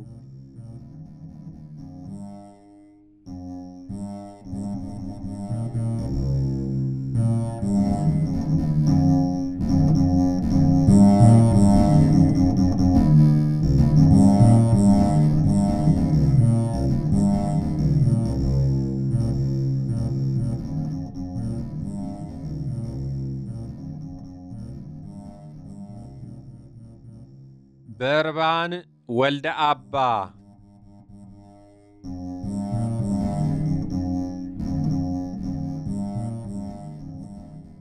በዓል ሲመጣ እስረኛ መፍታት በብዙ አገራት ዘንድ የታወቀ ልማድ ነው። እንደ ሕግ በኦሪቱ የተጻፈ ነገር ባይኖርም በሕዝብ ፍላጎት ሊገደል የነበረን ሰው ማዳን ግን የተለመደ ለመሆኑ ዮናታንን ለመግደል ከተነሳ በኋላ በሕዝቡ ጥያቄ ምሕረት ያደረገው የንጉሥ ሳኦል ታሪክ ማሳያ ነው። አንደኛ ሳሙኤል ምዕራፍ 14 ከቁጥር 44 እስከ 45። እስራኤልን በቅኝ ግዛት የያዙት ሮማውያንም የሕዝቡን ልብ ለመግዛት ከሚጠቀሙበት ስልት አንዱ አባቶቻቸው ከግብፅ ባርነት ነፃ የወጡበት መታሰቢያ በዓል በሚከበርበት በፋሲካ ወቅት እንዲፈታላቸው የጠየቁትን እስረኛ በመፍታት ደስ ማሰኘት ነበር። በዚህ ዕለት ግን እገሌን ፍታልን ብሎ የጠየቀው ሕዝቡ አልነበረም። ጲላጦስ ጌታችንን ነፃ ሊለቀው ስለወደደ ሕዝቡ ሳይጠይቀው በፊት ራሱ ወጥቶ እኔስ በደል አላገኘሁበትም፣ ነገር ግን በፋሲካ አንድ ልፈታላችሁ ልማድ አላችሁ፣ በርባንን ወይስ ክርስቶስ የተባለውን ኢየሱስን ማንኛውን ልፈታላችሁ ትወዳላችሁ ብሎ ጠየቃቸው። በደለኛና ሞት የሚገባው ቢሆንም ለበዓሉ ስትሉ ይቅር በሉት አላለም። በመጀመሪያ ከክሶቹ ሁሉ ነፃ ካደረገው በኋላ ንጹሕ መሆኑን ባያምኑም እንኳ በበዓሉ የመፈታት ዕድልን እንዲሰጡት ጠየቃቸው ይላል ቅዱስ ዮሐንስ አፈወርቅ። ጲላጦስ ይህንን ያደረገው በቅናት አሳልፈው እንደሰጡት ያውቅ ስለነበር ነው። የማቴዎስ ወንጌል ምዕራፍ 27 ቁጥር 18። በዚያ ያሉት ከጠዋት ጀምሮ ሲከሱት የነበሩት ሊቃነ ካህናት ብቻ ሳይሆኑ በፍርዱ አደባባይ በ3 ሰዓት ላይ ብዙ ሰዎች መጥተው ነበር። ስለዚህ በቅናት አሳልፈው ከሰጡት ከካህናት አለቆች ሌላ የመጣው ሕዝብ ምናልባት ክርስቶስ እንዲፈታ ይወድ ከሆነ በሚል ተስፋ ማንን ልፍታላችሁ ብሎ ጠየቀ። የጲላጦስ አካሄድ የገባቸው አይሁድ ግን አልተሸነፉም። የካህናት አለቆችና ሽማግሎች ግን በርባንን እንዲለምኑ፣ ኢየሱስን ግን እንዲያጠፉ ሕዝቡን አባበሉ። የማቴዎስ ወንጌል ምዕራፍ 27 ቁጥር 8። በዚህም ምክንያት ሕዝቡ በርባንን ፍታልን አሉ። ስለ በርባን ማንነት ወንጌላውያኑ ሲጽፉ በጣም የታወቀ እስረኛ፣ በአመፅም ነፍስ ከገደሉት አመፀኞች ጋር የታሰረ፣ ሁከትን በከተማ አስነስቶ ሰውን ስለገደለ በወህኒ የታሰረ ወንበዴ ነበረ የሚል ገለጻን አስቀምጠዋል። በርባን የተካፈለበት አመፅ በወቅቱ የነበረውን የሮማውያንን ገዥነት የሚቃወም በመሆኑ በሕዝቡ ዘንድ እንደ ጀግና የሚያስቆጥረው ቢሆንም በሰብናው ግን በርባን ወንበዴና ነፍሰ ገዳይ ነበረ። ጲላጦስ በሕዝቡ ፊት ያቀረበውን ምርጫም በትኩረት ስናየው ከነፍስ አዳኙና ከነፍስ ገዳዩ መካከል አንዱን ምረጡ የሚል ነበር። ሌላውን ነገር ትተነው ጌታችን ከበርባን ጋር በአንድ መደብ ለምርጫ መቅረቡ ብቻ የሚያሳዝን ነው። በዚያች ዕለት ጲላጦስ ጌታን ከበርባን ጋር አስተካክሎ በአንድ ሚዛን ላይ አስቀመጠው። እተካከለው ዘንድ በማን መሰላችሁኝ ይላል ቅዱሱ ትንቢተ ኢሳይያስ ምዕራፍ 40 ቁጥር 25። ሊቃነ ካህናቱ ጌታ ከመሞቱ በተጨማሪ በበርባን ፈንታ መሞቱን በጣም ፈልገው ሕዝቡን አባብለው ነበር። እነርሱ የፈለጉት የናዝሬቱ ኢየሱስ የሀገረ ገዢው ርኅራሄም ሆነ የእስረኞች የመፈታት ዕድል ሊያድነው ያልቻለ እንደ በርባን ካለ ወንበዴ የከፋ በደለኛ ነው የሚል አመለካከትን ለመፍጠር ነበር። በኋላም ከወንበዴዎች ጋር የሰቀሉት ለዚህ ነበር። ይህ ሁሉ ቢሆንም እውነት ግን የበለጠ ያበራል እንጂ ሊሸፈን አይችልም። ሕዝቡ በካህናቱ አነሳሽነት በርባን እንዲፈታና ክርስቶስ እንዲሰቀል ጮኹ። ቅዱስ ጴጥሮስ እንዲህ ሲል ወቅሷቸዋል። እናንተ ግን ቅዱሱንና ጻድቁን ክዳችሁ ነፍሰ ገዳዩን ሰው ይሰጣችሁ ዘንድ ለመናችሁ። የሐዋርያት ሥራ ምዕራፍ 3 ቁጥር 14። ነፍሱን አሳልፎ በሚሰጠው ጌታ ፈንታ ነፍሰ ገዳዩን በርባንን መረጡ። ነፍሰ ገዳይን መምረጥ ደግሞ ዲያብሎስን መምረጥ ነው። እርሱ ከመጀመሪያው ነፍሰ ገዳይ ነበረ ተብሎ ተጽፏልና። የዮሐንስ ወንጌል ምዕራፍ 8 ቁጥር 44። በርባንም በነፍሰ ገዳይነቱ የዲያብሎስ የግብር ልጅ ነበር። በርባን የሚለው ስም በዕብራይስጥ በራባ ሲሆን ትርጉሙም የአባት ልጅ ማለት ነው። የጤሜዎስ ልጅ በርጤሜዎስ፣ የናባስ ልጅ በርናባስ እንደሚል የማርቆስ ወንጌል ምዕራፍ 10 ቁጥር 46። በዚህም አባ ማለት አባት ማለት ሲሆን በራባ ወይም ባራባስ ማለት የአባት ልጅ ወልደ አባ ማለት ነው። በእግዚአብሔር አብ ልጅ ፈንታ ከእስር የተፈታው የአብ ልጅ በርባን ስሙም ግብሩም ከወላጅ አባቱ ይልቅ የአባቱ የዲያብሎስ ልጅ የሚያሰኘው ነበር።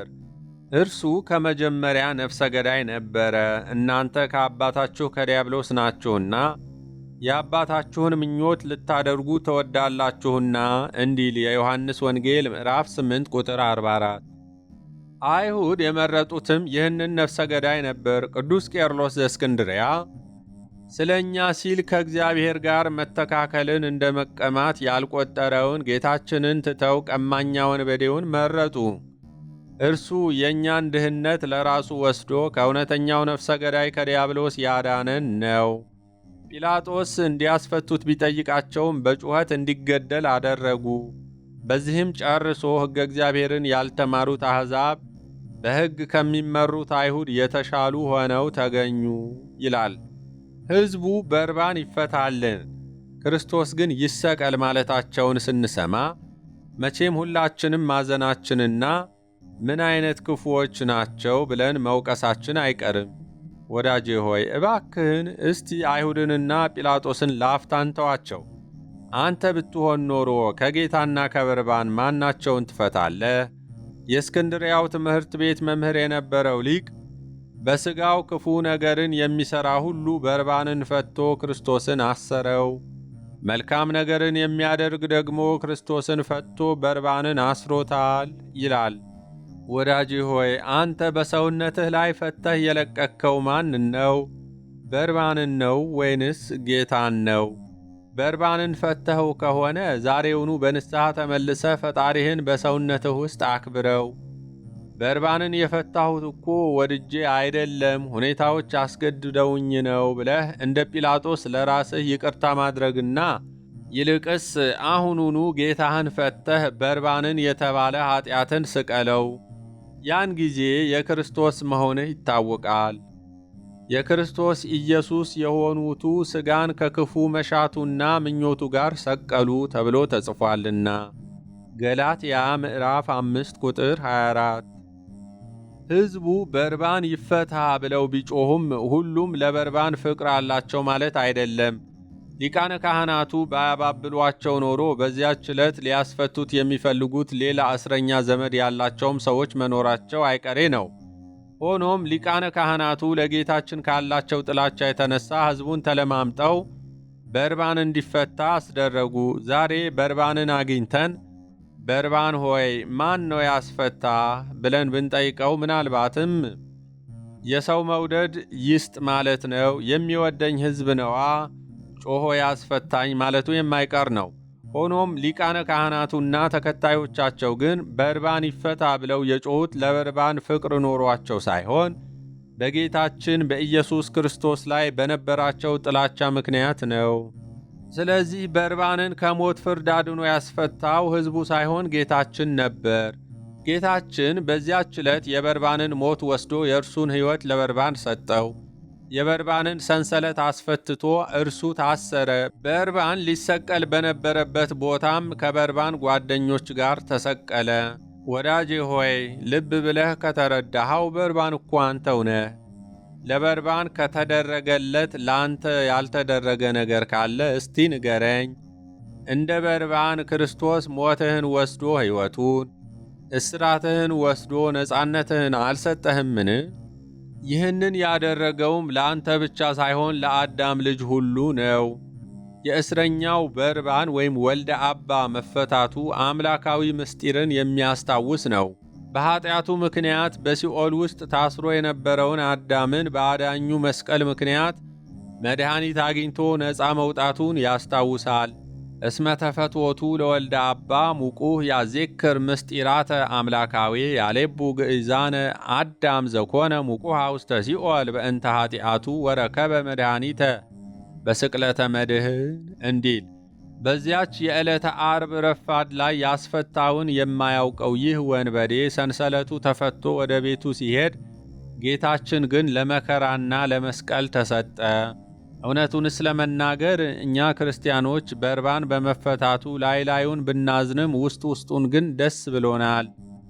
በርባን ቢሰቀል ኢየሱስ ቀርቶ ምን ይጠቅመናል? ሽፍታ ሞቶ እንኳን ኢየሱስን ሰቀሉት የሞቱን መድኃኒት ብለው መሪጌታ ፍቅሩ ሳህሉ በበገናቸው ጨርሰውታል።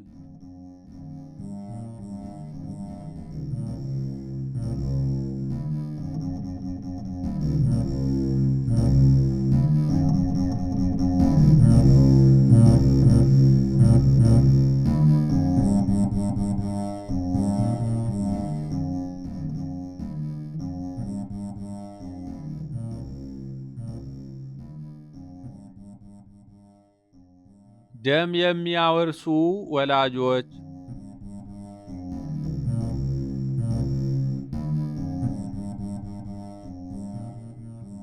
ጲላጦስ በፍርድ ወንበር ላይ ተቀምጦ እያለ ከሚስቱ ዘንድ አንድ መልእክት ደረሰው። ስለ እርሱ ዛሬ በሕልም መከራን ተቀብያለሁና በዚያ ጻድቅ ሰው ምንም አታድርግ የሚል መልእክት ነበር። የማቴዎስ ወንጌል ምዕራፍ 27 ቁጥር 19። የሚደንቅ ነው። ሕግ አዋቂዎቹ አይሁድ ሌሊቱን ሳይተኙ ነቅተው አድረው ያልተገለጠላቸውን እውነት አሕዛባዊቷ የጲላጦስ ሚስት ተኝታ ተገለጠላት። ሐዋርያት ፈርተው በሸሹባት በዚያች ሌሊት ይህች ሴት እንደ ሰማዕታት በእውንዋም ባይሆን በሕልሟ ስለ እርሱ መከራን ስትቀበል አደረች። ሕልም ከእግዚአብሔር ከሰይጣንና ከሥራ ብዛት ሊታይ ይችላል። የዚህች ሴት ሕልም ግን ከእግዚአብሔር ዘንድ ነበረ። ለእርሱ ማሳሰቢያ ይሆን ዘንድ በአምላካዊ ሥራ ይህንን ተናገረች። ወደ እርሱም መላኳ የሚከራከሩት ሰዎች ስላየችው ነገር እንዲደነቁ ነበር ይላል ቅዱስ ኤፍሬም።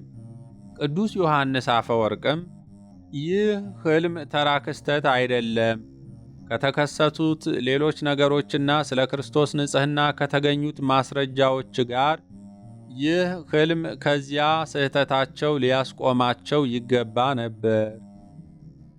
አክሎም ሕልሙ ለምን ለጲላጦስ አልታየውም? ምናልባት ለሕልሙ የተገባችው ሚስቱ ሆና ይሆናል። ወይንም ደግሞ ቢያየውም እንኳ እንደ እርሷ ላያምንበትና ላይናገረው ስለሚችል ይሆናል። ሕልሙ የታወቀ ይሆን ዘንድ ሚስቱ ማየቷ የበለጠ አስፈላጊ ነበር። ሕልሙን ማየቷ ብቻ ሳይሆን በሕልሟ መሰቃየቷንም አስተውሉ። ጲላጦስ ለሚስቱ ስቃይ ሲል እንኳ በዚህ ግድያ ላይ ከመሳተፍ ሊታቀብ ይገባው እንደነበር ያሳያል። ሕልሙ የታየበት ጊዜም በተገቢው ሰዓት ነበር፣ ያየችው በዋዜማው ምሽት ነበርና። የመርጡለ ማርያም ግዕዝ በግዕዝ የወንጌል ትርጓሜ ደግሞ ጲላጦስ ስላላየበት ምክንያት ሲመረምር ሕልሙን አለማየቱ እርሷ ተኝታ እርሱ ደግሞ በዚያች ሌሊት በሥራው ምክንያት ነቅቶ ስለነበርም ይሆናል። እርሱ ቢያይና ቢናገር ኖሮ አይሁድ አያምኑበትም ነበር። ሊፈታው ስለፈለገ ነው እንዲህ የሚለው ብለውም በታዘቡት ነበር ይላል። ጲላጦስ የሚስቱን ሕልም ከሰማ በኋላ የበለጠ ተጨነቀ። በጌታ ላይ አንዳች በደል ባለማግኘቱ ንጹሕ መሆኑን ከመጀመሪያው የተረዳ ቢሆንም አሁን ደግሞ እግዚአብሔር በሚስቱ በኩል እውነታውን አረጋግጦለታል። በአቋሙ ጽኑ ቢሆን ኖሮ ጌታችንን ለመፍታት ጊዜው አሁን ነበር። ሆኖም በአቋሙ መጽናት አልቻለም። የተገረፈውን ጌታ የእሾህ አክሊል እንደ ደፋ በፊታቸው አውጥቶ እነሆ ሰውየው አላቸው። የዮሐንስ ወንጌል ምዕራፍ 19 ቁጥር 6። ጲላጦስ ሳያውቀው ስለ ክርስቶስ ሰውየው ይኸው ብሎ ለአይሁድ ተናገርኩ ብሎ ለነቢያት መልስ ሰጠ። ነቢዩ ዳዊት ሰው እናታችን ጽዮን ይላል። በውስጧም ሰው ተወለደ ብሎ ለተናገረው ትንቢት ጲላጦስ ሰውየው ይኸውና ብሎ ተሰጥኦውን መለሰ። መዝሙረ ዳዊት መዝሙር 86 ቁጥር 5።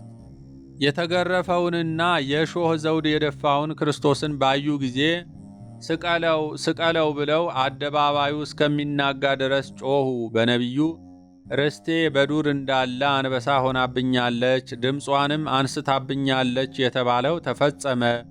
ትንቢተ ኤርምያስ ምዕራፍ 12 ቁጥር 8። የእግዚአብሔርን በግ ባዩት ጊዜ እንደ አንበሳ በታላቅ ድምፅ ጮኹ። ይህ ጥላቻን የተሞላ ድምፅ እንዴት ያስጨንቃል! እንዲህ ይጮህበት ዘንድ ክርስቶስ ምን አደረገ? የማንን ርስት ቀማ?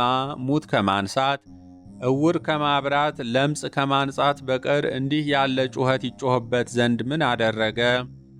የዓለም ትክክለኛ መልኳ ይሄ ነው። ሆሳዕና ተብሎ ሲዘመር ሁሉም መዝሙሩን ተቀብሎ ይዘምራል። አላፊ አግዳሚው ይጋፋል። መሬት መርገጥ አይገባህም ብሎ ልብሱን እስከ ማንጠፍ ይደርሳል። በተሰደብክበትና በተዋረድክበት ጊዜ ደግሞ ሁሉም ሊሰድብህ ይሻማል። ልትረግጠው አይገባህም ብሎ ባነጠፈልህ መሬት ላይ አንተን አንጥፎ ይረግጠሃል። ክሱን እንኳን ሳያጣራ ይሰቀል ይሰቀል ብሎ ይጮሃል። መንገድ አላፊው ሳይቀር በመሳደብ ይተባበራል። ዓለም ንጽሕናንና እውነተኛነትን ብትወድ ኖሮ ከመድኃኔ ዓለም በላይ ንጹሕና እውነተኛ የለም። የእርሱን ያህል ለሰው መልካም ያደረገም የለም። ዓለሙን እንዲሁ የወደደውን አምላክ ግን ይህች ዓለም እንዲሁ ጠላችው። ወዳጄ ሆይ አንተም ምንም መልካም ብታደርግ እርሷን ካልመሰልክ ዓለም ትጠላሃለች። እንደ ቅዱስ አትናቴዎስ ዓለም የጠላችኝ እኔ አስቀድሜ ስለ ጠላኋት ነው ማለት ካልቻልክ ትሰበራለህ። ሁላችንም የዚህች ዓለም እውነተኛ መልኳ ይሄ እንደሆነ ካሰብን ያለ ጥፋታችን በሚጠሉን ሰዎች አናዝንም። በዕለተ ዓርብ ይሰቀል ይሰቀል ተብሎ የተጮኸበት ክርስቶስ ዓለም ቢጠላችሁ ከእናንተ በፊት እኔን እንደ ጠላኝ ይወቁ ያለውን ቃል እናስተውላለን። የዮሐንስ ወንጌል ምዕራፍ 15 ቁጥር 18። ከዚህ በኋላ አይሁድ አስቀድሞ ያላቀረቡትን አዲስ ክስ ጨምረው የእግዚአብሔር ልጅ ነኝ ይላል ብለው ጮኹ። የአማልክት ልጅ የሚሉ ታሪኮች ከለመዱ አሕዛብ ወገን የሆነው ጲላጦስ የአምላክ ልጅ ነኝ ይላል ብለው ሲነግሩት ፈራ። ወደ ጌታችን ተመልሶ ገብቶ እንደ አዲስ አንተ ከወዴት ነህ ብሎ ምርመራ ጀመረ። ጌታችን ተገቢውን መልስ በተገቢው ጊዜ ሰጥቷልና አንዳች አልመለሰበትም። ጲላጦስ ይህን ጊዜ አትነግረኝምን? ልሰቅልህ ሥልጣን እንዳለኝ ወይም ልፈታህ ሥልጣን እንዳለኝ አታውቅምን? አለው። የሥልጣናት ሁሉ ባለቤት የሆነው ሊቀ ሥልጣናት ኢየሱስ ክርስቶስም መልሶ ከላይ ካልተሰጠህ በቀር በእኔ ላይ ምንም ሥልጣን ባልነበረህም፣ ስለዚህ ከአንተ ይልቅ ለአንተ አሳልፎ የሰጠኝ ኀጢአቱ የባሰ ነው አለው። የዮሐንስ ወንጌል ምዕራፍ 19 ቁጥር 9።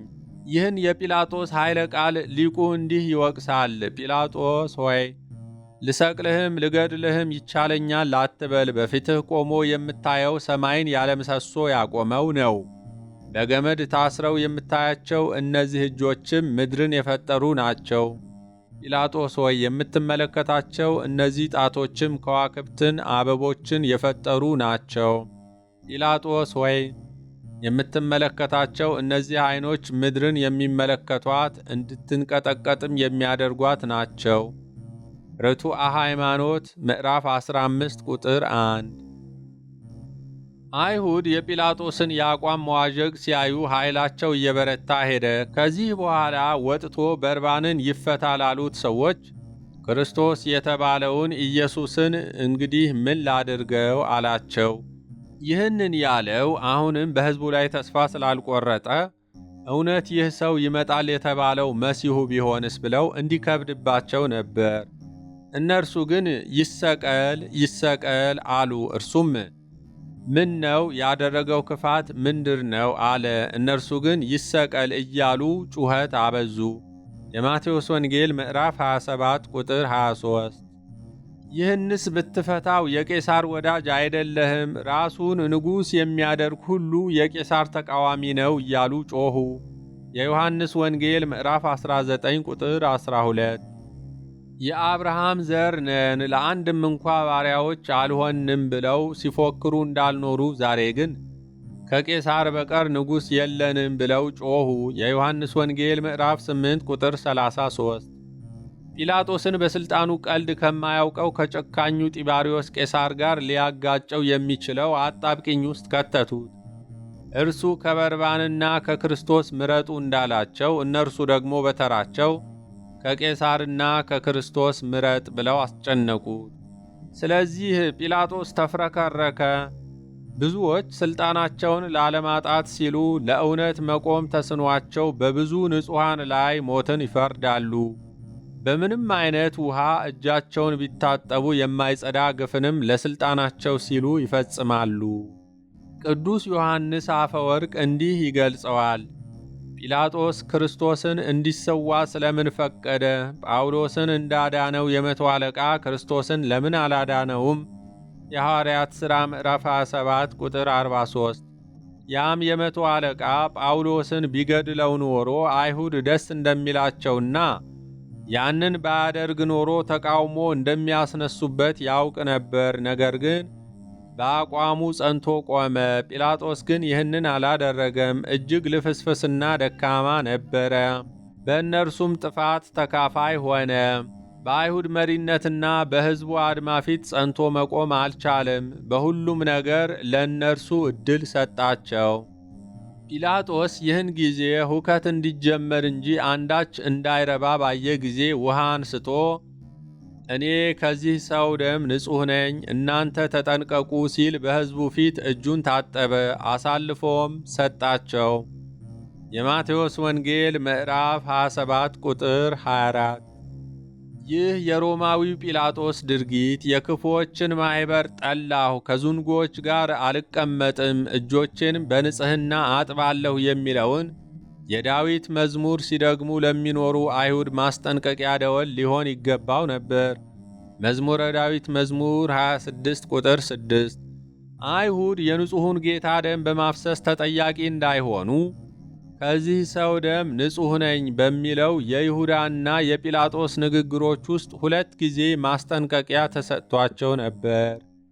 እነርሱ ግን ከቁብም አልቆጠሩትም። አልፈው ተርፈው ደሙ በእኛና በልጆቻችን ላይ ይሁን አሉ። የማቴዎስ ወንጌል ምዕራፍ 27 ቁጥር 25።